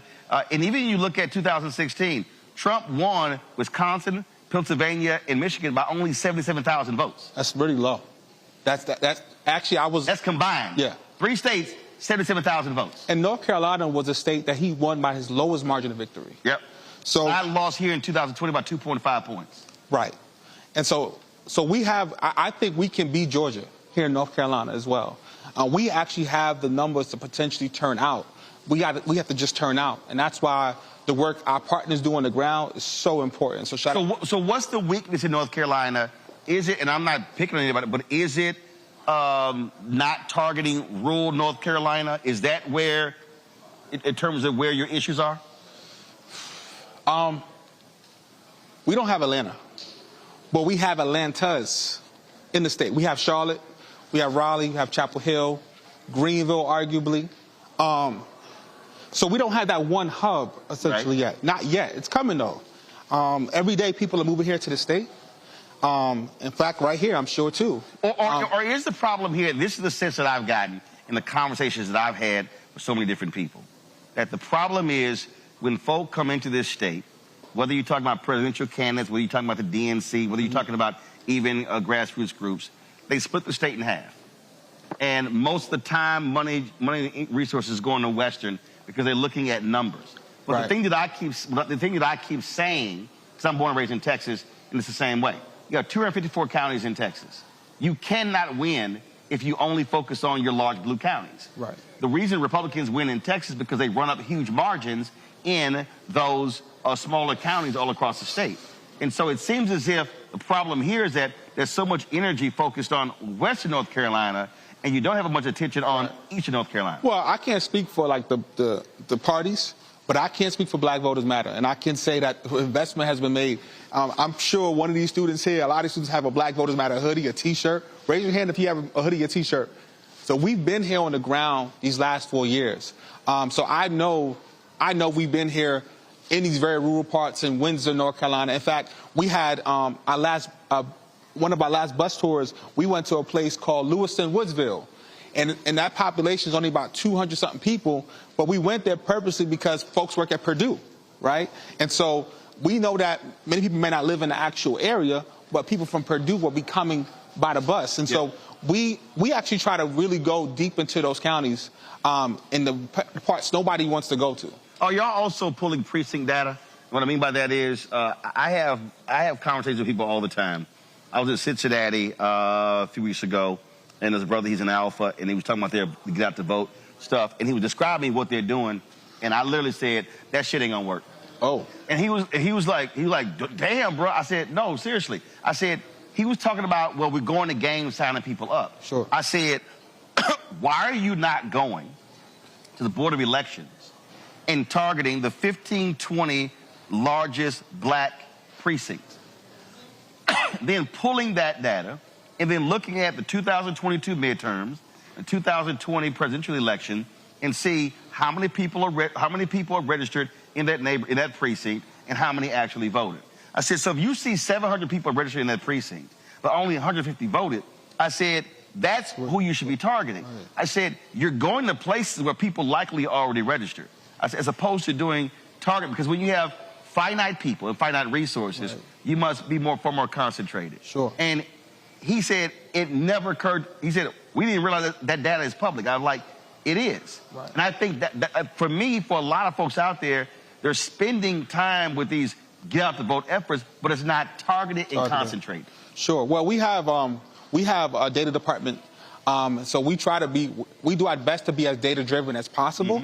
I can't say we get it perfectly right each time, but we certainly do our best. I know, for example, in Pitt County, where I'm from, we are specifically targeting areas where we know voter participation has been low, right? And so that's what we're on the ground right now doing that work. Tomorrow, for example, on our first day of early voting, so make sure you come out in North Carolina, we will be going out to areas where we know turnout has been historically low, but also people have moved too, Roland. A lot of people have moved because of the pandemic, because of the high cost of housing. Right. And so sometimes the data may not always necessarily reflect what's actually happening right then and there. So we hope that our efforts, as well as what I call hotspot canvassing, which is going to areas where we know folks will be at, will be gathering together. We hope those efforts will help with getting the turnout. All right, then. Well, look, keep up the good work, and I'll tell Cliff and Latasha you handle your business. Thank you. All right. Appreciate that. Maybe they'll give you a raise. Man, I hope so. All right. I appreciate it. Thank you. Thanks so much. I'm going to go to a break. We come back. I'm going to talk to Congressman Don Davis. Yeah, you coming up here since you slid in here. We'll chat with the congressman next right here on Roland Martin Unfiltered on the Black Star Network.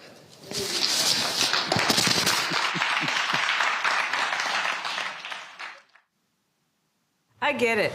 The cost of rent, groceries, and utilities is too high. So here's what we're going to do about it.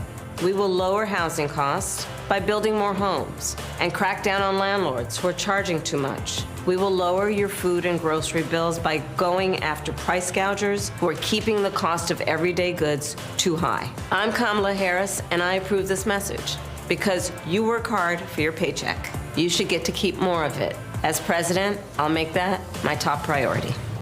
Bob and I both voted for Donald Trump. I voted for him twice. I won't vote for him again. January 6th was a wake-up call for me. Donald Trump divides people. We've already seen what he has to bring. He didn't do anything to help us. Kamala Harris, she cares about the American people. I think she's got the wherewithal to make a difference. I've never voted for a Democrat. Yes, we're both lifelong Republicans. The choice is very simple. I'm voting for Kamala. I am voting for Kamala Harris.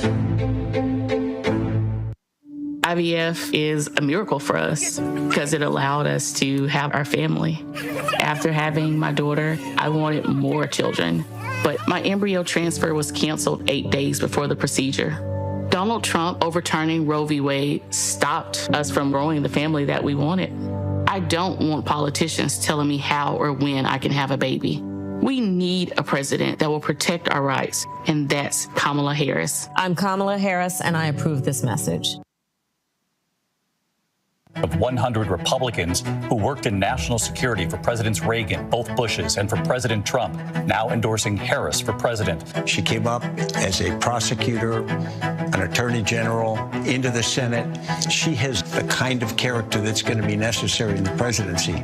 Vice President Harris is standing in the breach at a critical moment in our nation's history.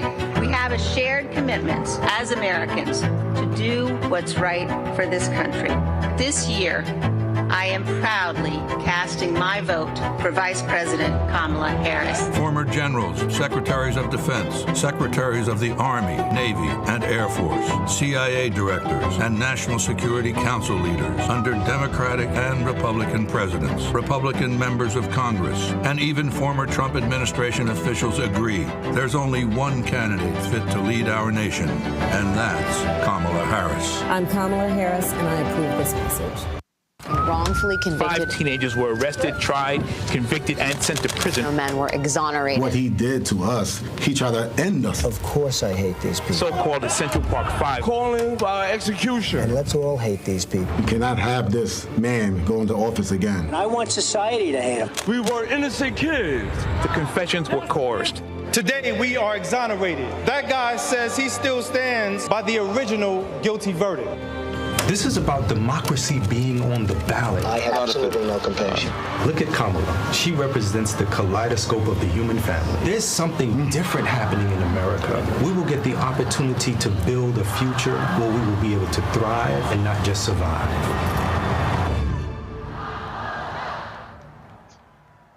Kamala Harris has never backed down from a challenge. She put cartel members and drug traffickers behind bars, and she will secure our border. Here's her plan: hire thousands more border agents, enforce the law and step up technology, and stop fentanyl smuggling and human trafficking. We need a leader with a real plan to fix the border, and that's Kamala Harris. I'm Kamala Harris, and I approve this message. What's up, everybody? It's your girl, Latasha from the A. And you're watching Roland Martin Unfiltered.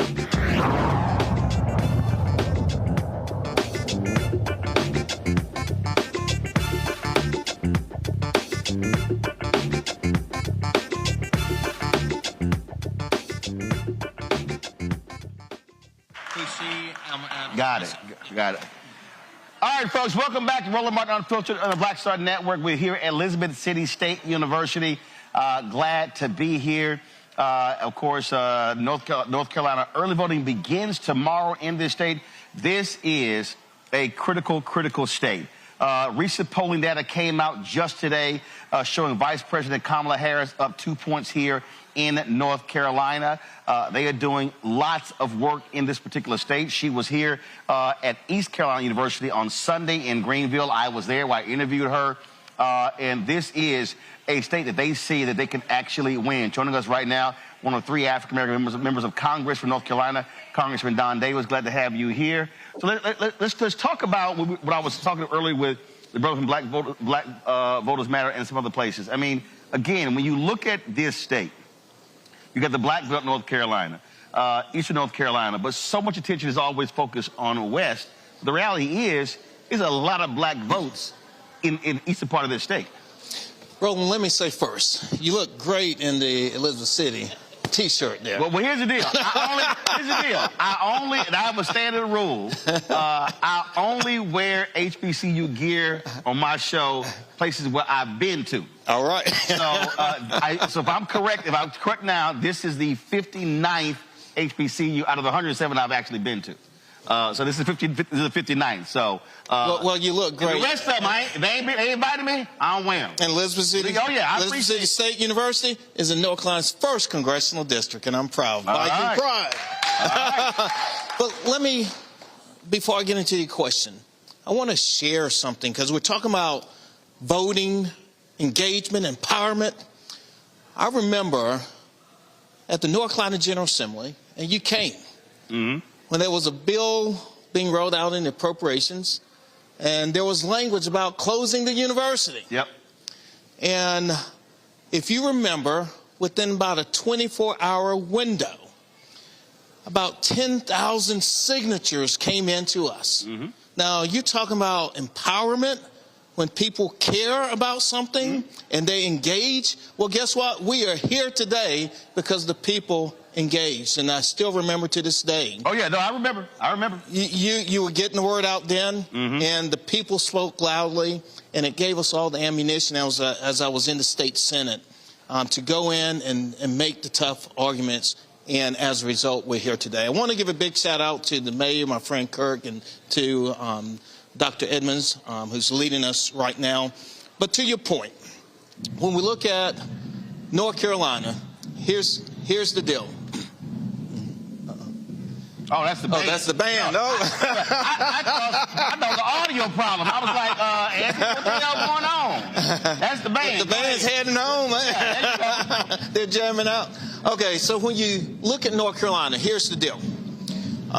Candidates running statewide, they want to win Wake County, go to Durham, Orange, heading over to Guilford, Winston, over in Forsyth, down to Mecklenburg. You have Buncombe sitting out in the far west.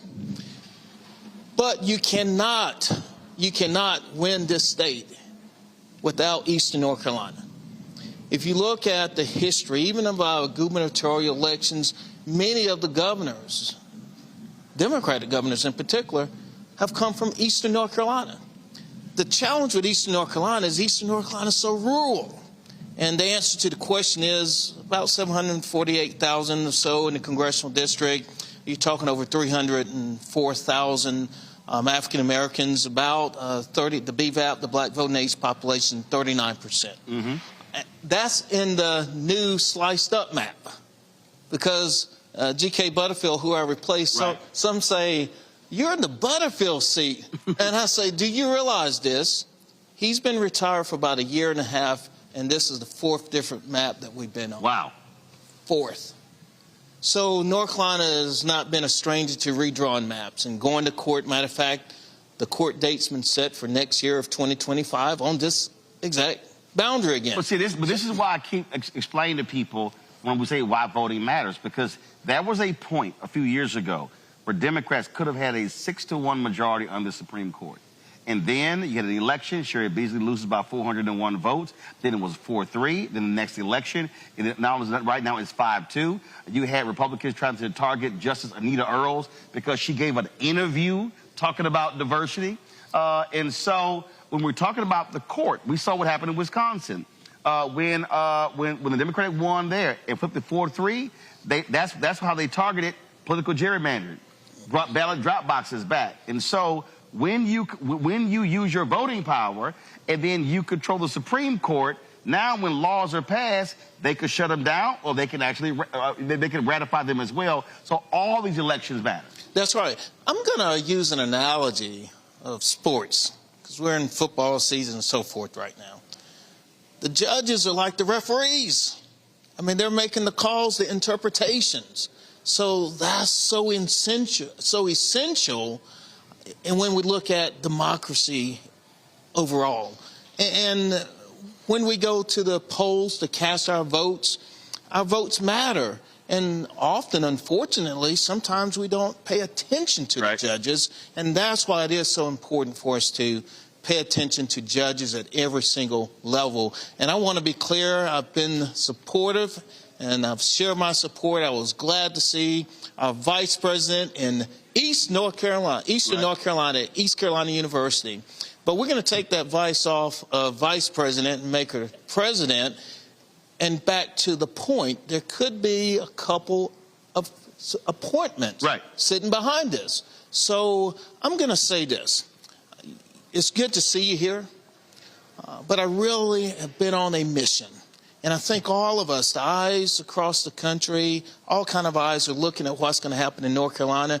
And when you really then peel back the onion, a lot's going to depend on what happens in Eastern North Carolina. So which is why, so I'm going to throw this here. I was there Sunday, and I really do believe that, and I haven't seen it at one of these campuses. And I know homecoming with a lot of the schools.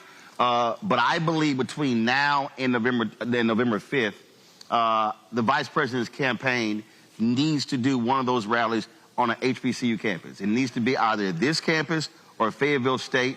And so you going to push them to do that? We're going to keep pushing. Okay. I've been, you heard the music, the band leaving. We've been beating the drum on this. Okay. And they responded. They came to Eastern North Carolina, to East Carolina University. But I hear loud and clear, HBCU. Oh, absolutely. Last question. And of course, all these political people, I hate a lot of political talk in D.C., But Republicans, I'm gonna throw you a curve here. So Republicans are floating in D.C.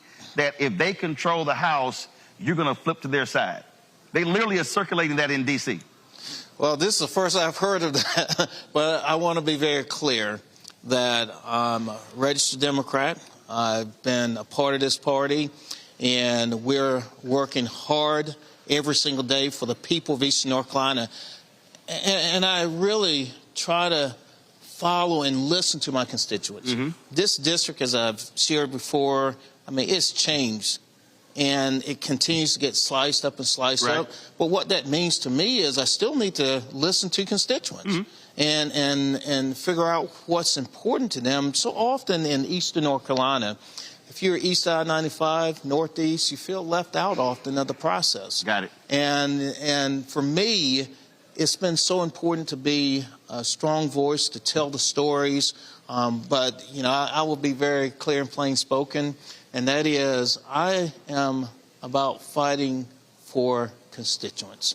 And that's what I've done. Well, it was a couple of black Republicans, they were some meetings in D.C., and I was like, I said, next time I see them, I'm an ass. I said, I don't do y'all rumors. I said, so I don't do rumors. I ask folk direct. So I told both of the brothers, I was like, yeah, I'm an ass. This is the first I've heard of it. Well, I'm good. I'm just letting you know the stuff Republicans are trying to float out there. But again, but that's also electoral politics, how they try to play games as well when it comes to the vote. Because what people don't realize, every House seat is up every 2 years. So you on the ballot in November. That's right. That's right.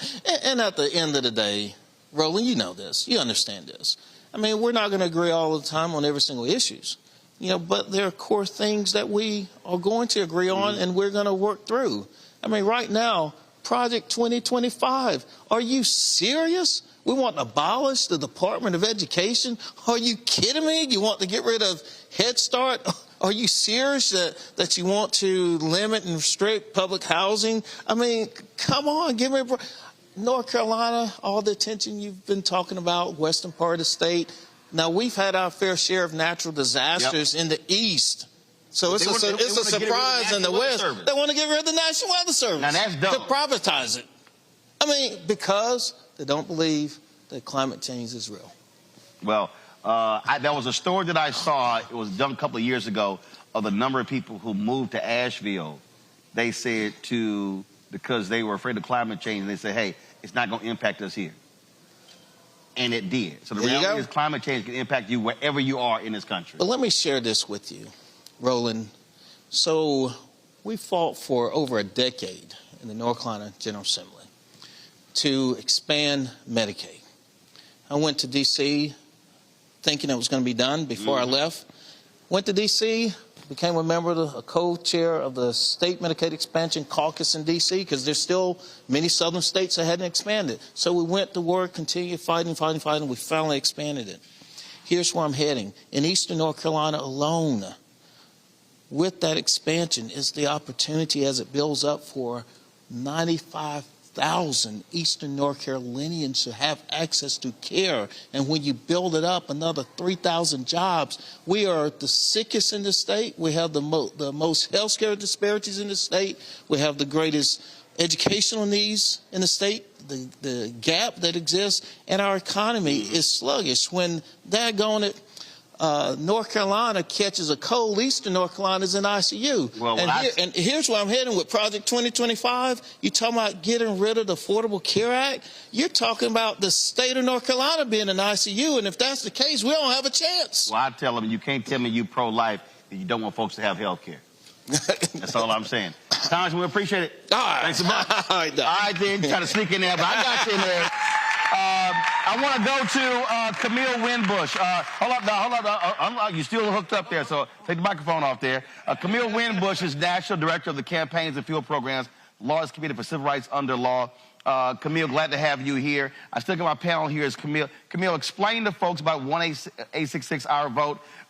Early voting starts here tomorrow. It's already starting in Georgia. It's already been happening in Virginia. And you're seeing the efforts to stop folks from voting. That's what y'all are focused on, right? Absolutely.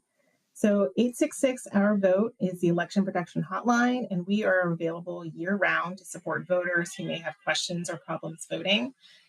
We operate with trained legal volunteers who are able to assist voters whenever they have issues. We've got convenient ways for folks to reach us, where they can call us, they can text us, they can reach out to the web chat, they can find us on FaceTime, Facebook Messenger, as well as on WhatsApp. And so that's a really great way for folks to reach out if they have issues with, maybe they don't know where their absentee ballot is. Maybe they don't know where their early voting location is. Maybe they have an issue with their voter registration.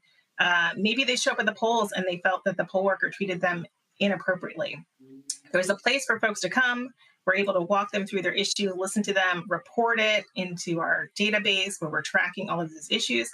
And then we have this really robust team of state and national partners, over 300 of them, a part of our Election Protection Coalition, who are there on the ground to solve those problems. We call election officials, we can write letters, we can get witness statements, take photos, gather evidence, and if necessary, go into court and actually help those voters.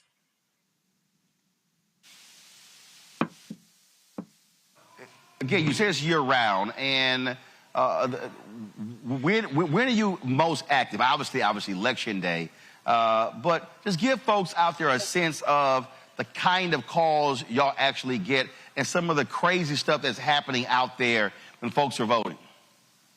Yeah, so we, of course, are scaling up. This is our prime time. We found in 2020, a lot of voters had actually shifted. We used to get all of the calls, the bulk of the calls happening on Election Day. But now with the increase in popularity of early voting, we get a ton of calls in October. We had over 250,000 calls last in 2020, our last presidential election. And we see a whole range of issues. One of the examples that I like to show about the hotline is how they can be effective. Back in 2020, there was this massive robocall scheme where two white supremacists wanted to stop Black folks from voting. And they targeted Black folks in Cleveland, they targeted them in Philadelphia and Detroit, and they sent this massive robocall out and said, hey, did you know that early voting, you're good on the rolls? That means that they're going to find you, they're going to find out your old warrants, they're going to be able to track you down and make you submit to mandatory vaccines. They can make you pay vaccines, fines. And so this was a very clear scheme to suppress the vote in Black communities and, swing states. And so because we had the information from the robocall, and so this was a very clear scheme to suppress the vote in Black communities and, swing states. And so because we had the information from the robocall, the information come into the hotline, we're able to sort of step in and go to court and get a great award on behalf of the voters so that they wouldn't be turned away from the polls. We also have a system to be able to sort of, mass mobilize. Talking about, Camille, you're talking about those two races, Jacob Wohl as well as Jack Burkman, and they got sentenced to 500 hours of community service. But they've been doing all kind of ridiculous stuff for the last several years. And yeah, they got busted big time on that one. Absolutely. We want to make sure that voters this election know that there's a lot of maybe misinformation out there, that maybe just folks who are deliberately scheming to deprive them of their right to vote. And so it's really great to be able to have a trusted messenger. We are a nonpartisan hotline. We've been doing this day in, day out for the last 20 years. And so we have trained legal folks who are able to walk them through every step of the laws. And, the laws are constantly changing. So it's helpful for folks to just have that peace of mind to know that we're not trying to sway a voter one way or the other. We're just trying to give them the factual information they need to vote. Camille, we appreciate it. 1-866-OUR-VOTE. Lawyers Committee for Civil Rights Under Law. Y'all been doing great work with this for a long time, and so we really appreciate it. Thanks a lot. Thank you.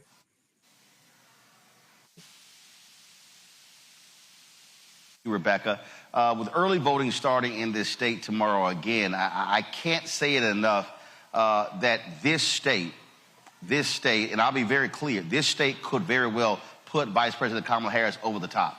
She wins North Carolina. That changes the game when having to win one of that so-called blue wall of Michigan, Wisconsin, and Pennsylvania when it comes to electoral college votes. Since you're in North Carolina tonight, I need to shout out North Carolina Black Alliance because all the incredible work they're doing across the state, especially with their Raising the Bar program, which is doing extensive work with HBCU students on all of the institutions across the state, making sure that HBCUs are working in concert as they're increasing their civic education and civic engagement on campus.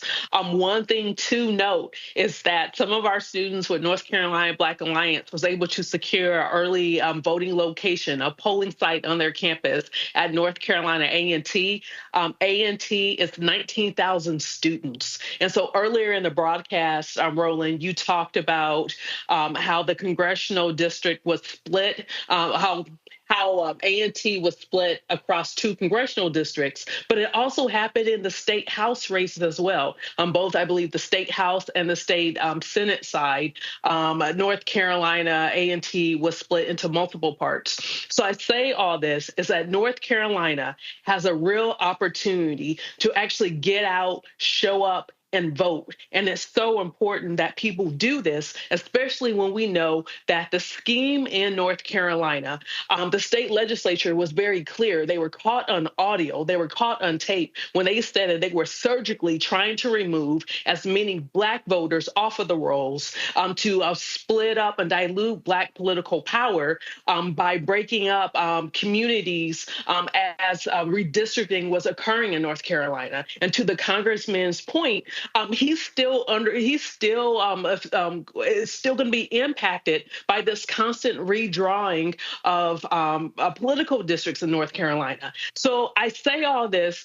I try to tell voters, especially those who are skeptical, I'm not going to tell you to vote because people bled and died literally for your right to vote. I'm encouraging you to vote because there are people who are actively trying to stop you from voting. If there isn't any other reason, it's because someone doesn't want you to vote. That's why you should turn out to vote in North Carolina.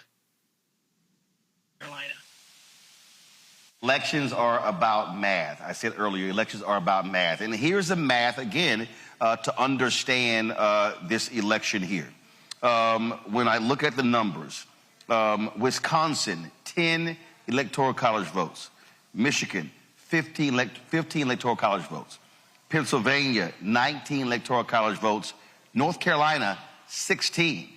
And so we talk about what's happening with Muslim vote in Michigan. The reality is this here. If Vice President Harris loses Michigan and wins North Carolina, there's still a pathway to victory.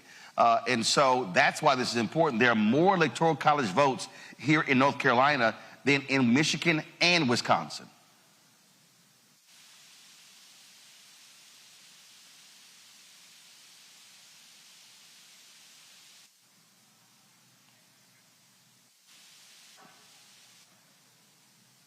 Can Robert hear me?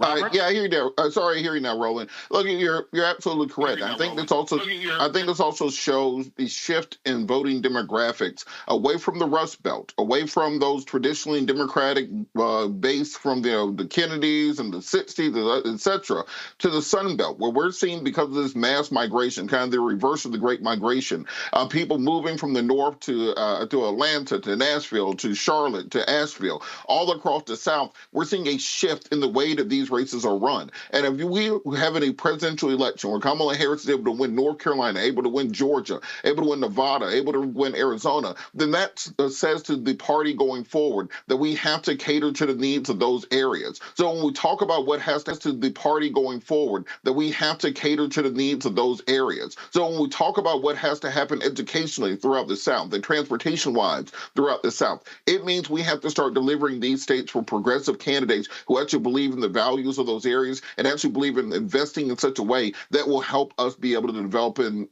catch up with many other parts of the country. Look, the squeaky wheel is going to get the grease, and the way that we squeak the loudest is by making sure we turn out and vote. Jade, we've said this over and over and over again. We said it over and over again, that if Democrats are paying attention, you cannot simply focus on large cities. You can't win Georgia unless you're talking to Albany, Savannah, Jonesboro, Statesboro, Athens, Augusta, those places. Same thing here in North Carolina. And so there has to be a strategy, a rural strategy. Yesterday, Vice President Kamala Harris released her rural economic plan to specifically speak to these areas. That's exactly what should be happening. Yes, Roland, and I think that you're ingenious for going to these HBCUs, particularly in North Carolina, because I've spoken at Fayetteville State before, and I really do hope that they take that opportunity, because that is a rural area. However, it is a very powerful area. It could actually decide a lot of things in her favor.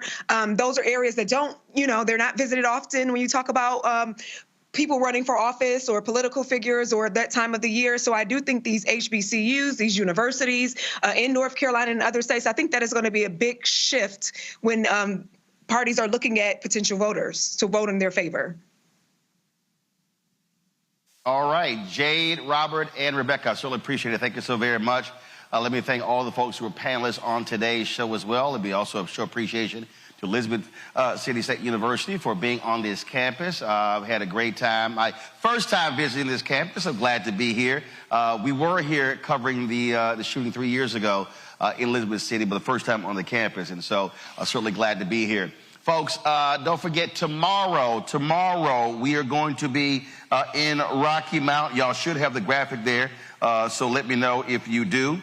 There you go. We're going to be at Word Tabernacle Church, 821 Word Plaza in Rocky Mount. So I want to see you guys there. Friday, we're going to be in the Seabrook Auditorium on the campus of Fayetteville State University. And so look forward to that. And so we are spending the next couple of days here in North Carolina. As I said, early voting begins tomorrow in North Carolina, folks.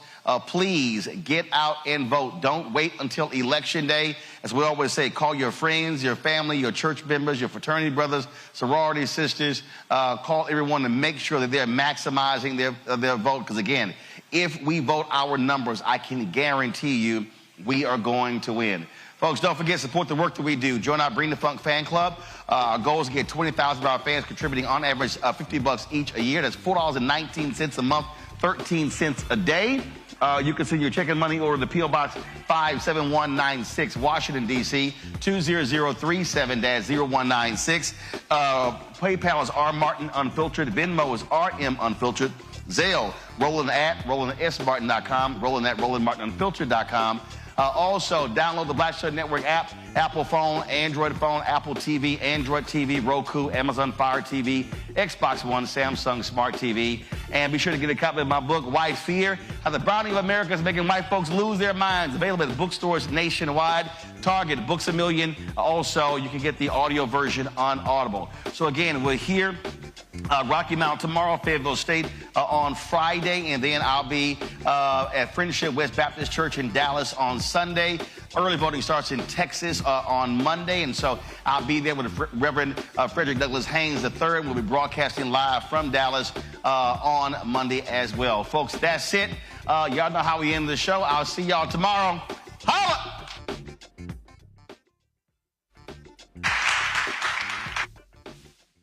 Black Star Network is here. Oh, no punch! I'm real revolutionary right now. Thank you for being the voice of Black America. All momentum we have now, we have to keep this going. The video looks phenomenal. See, this difference between Black Star Network and Black-owned media and something like CNN.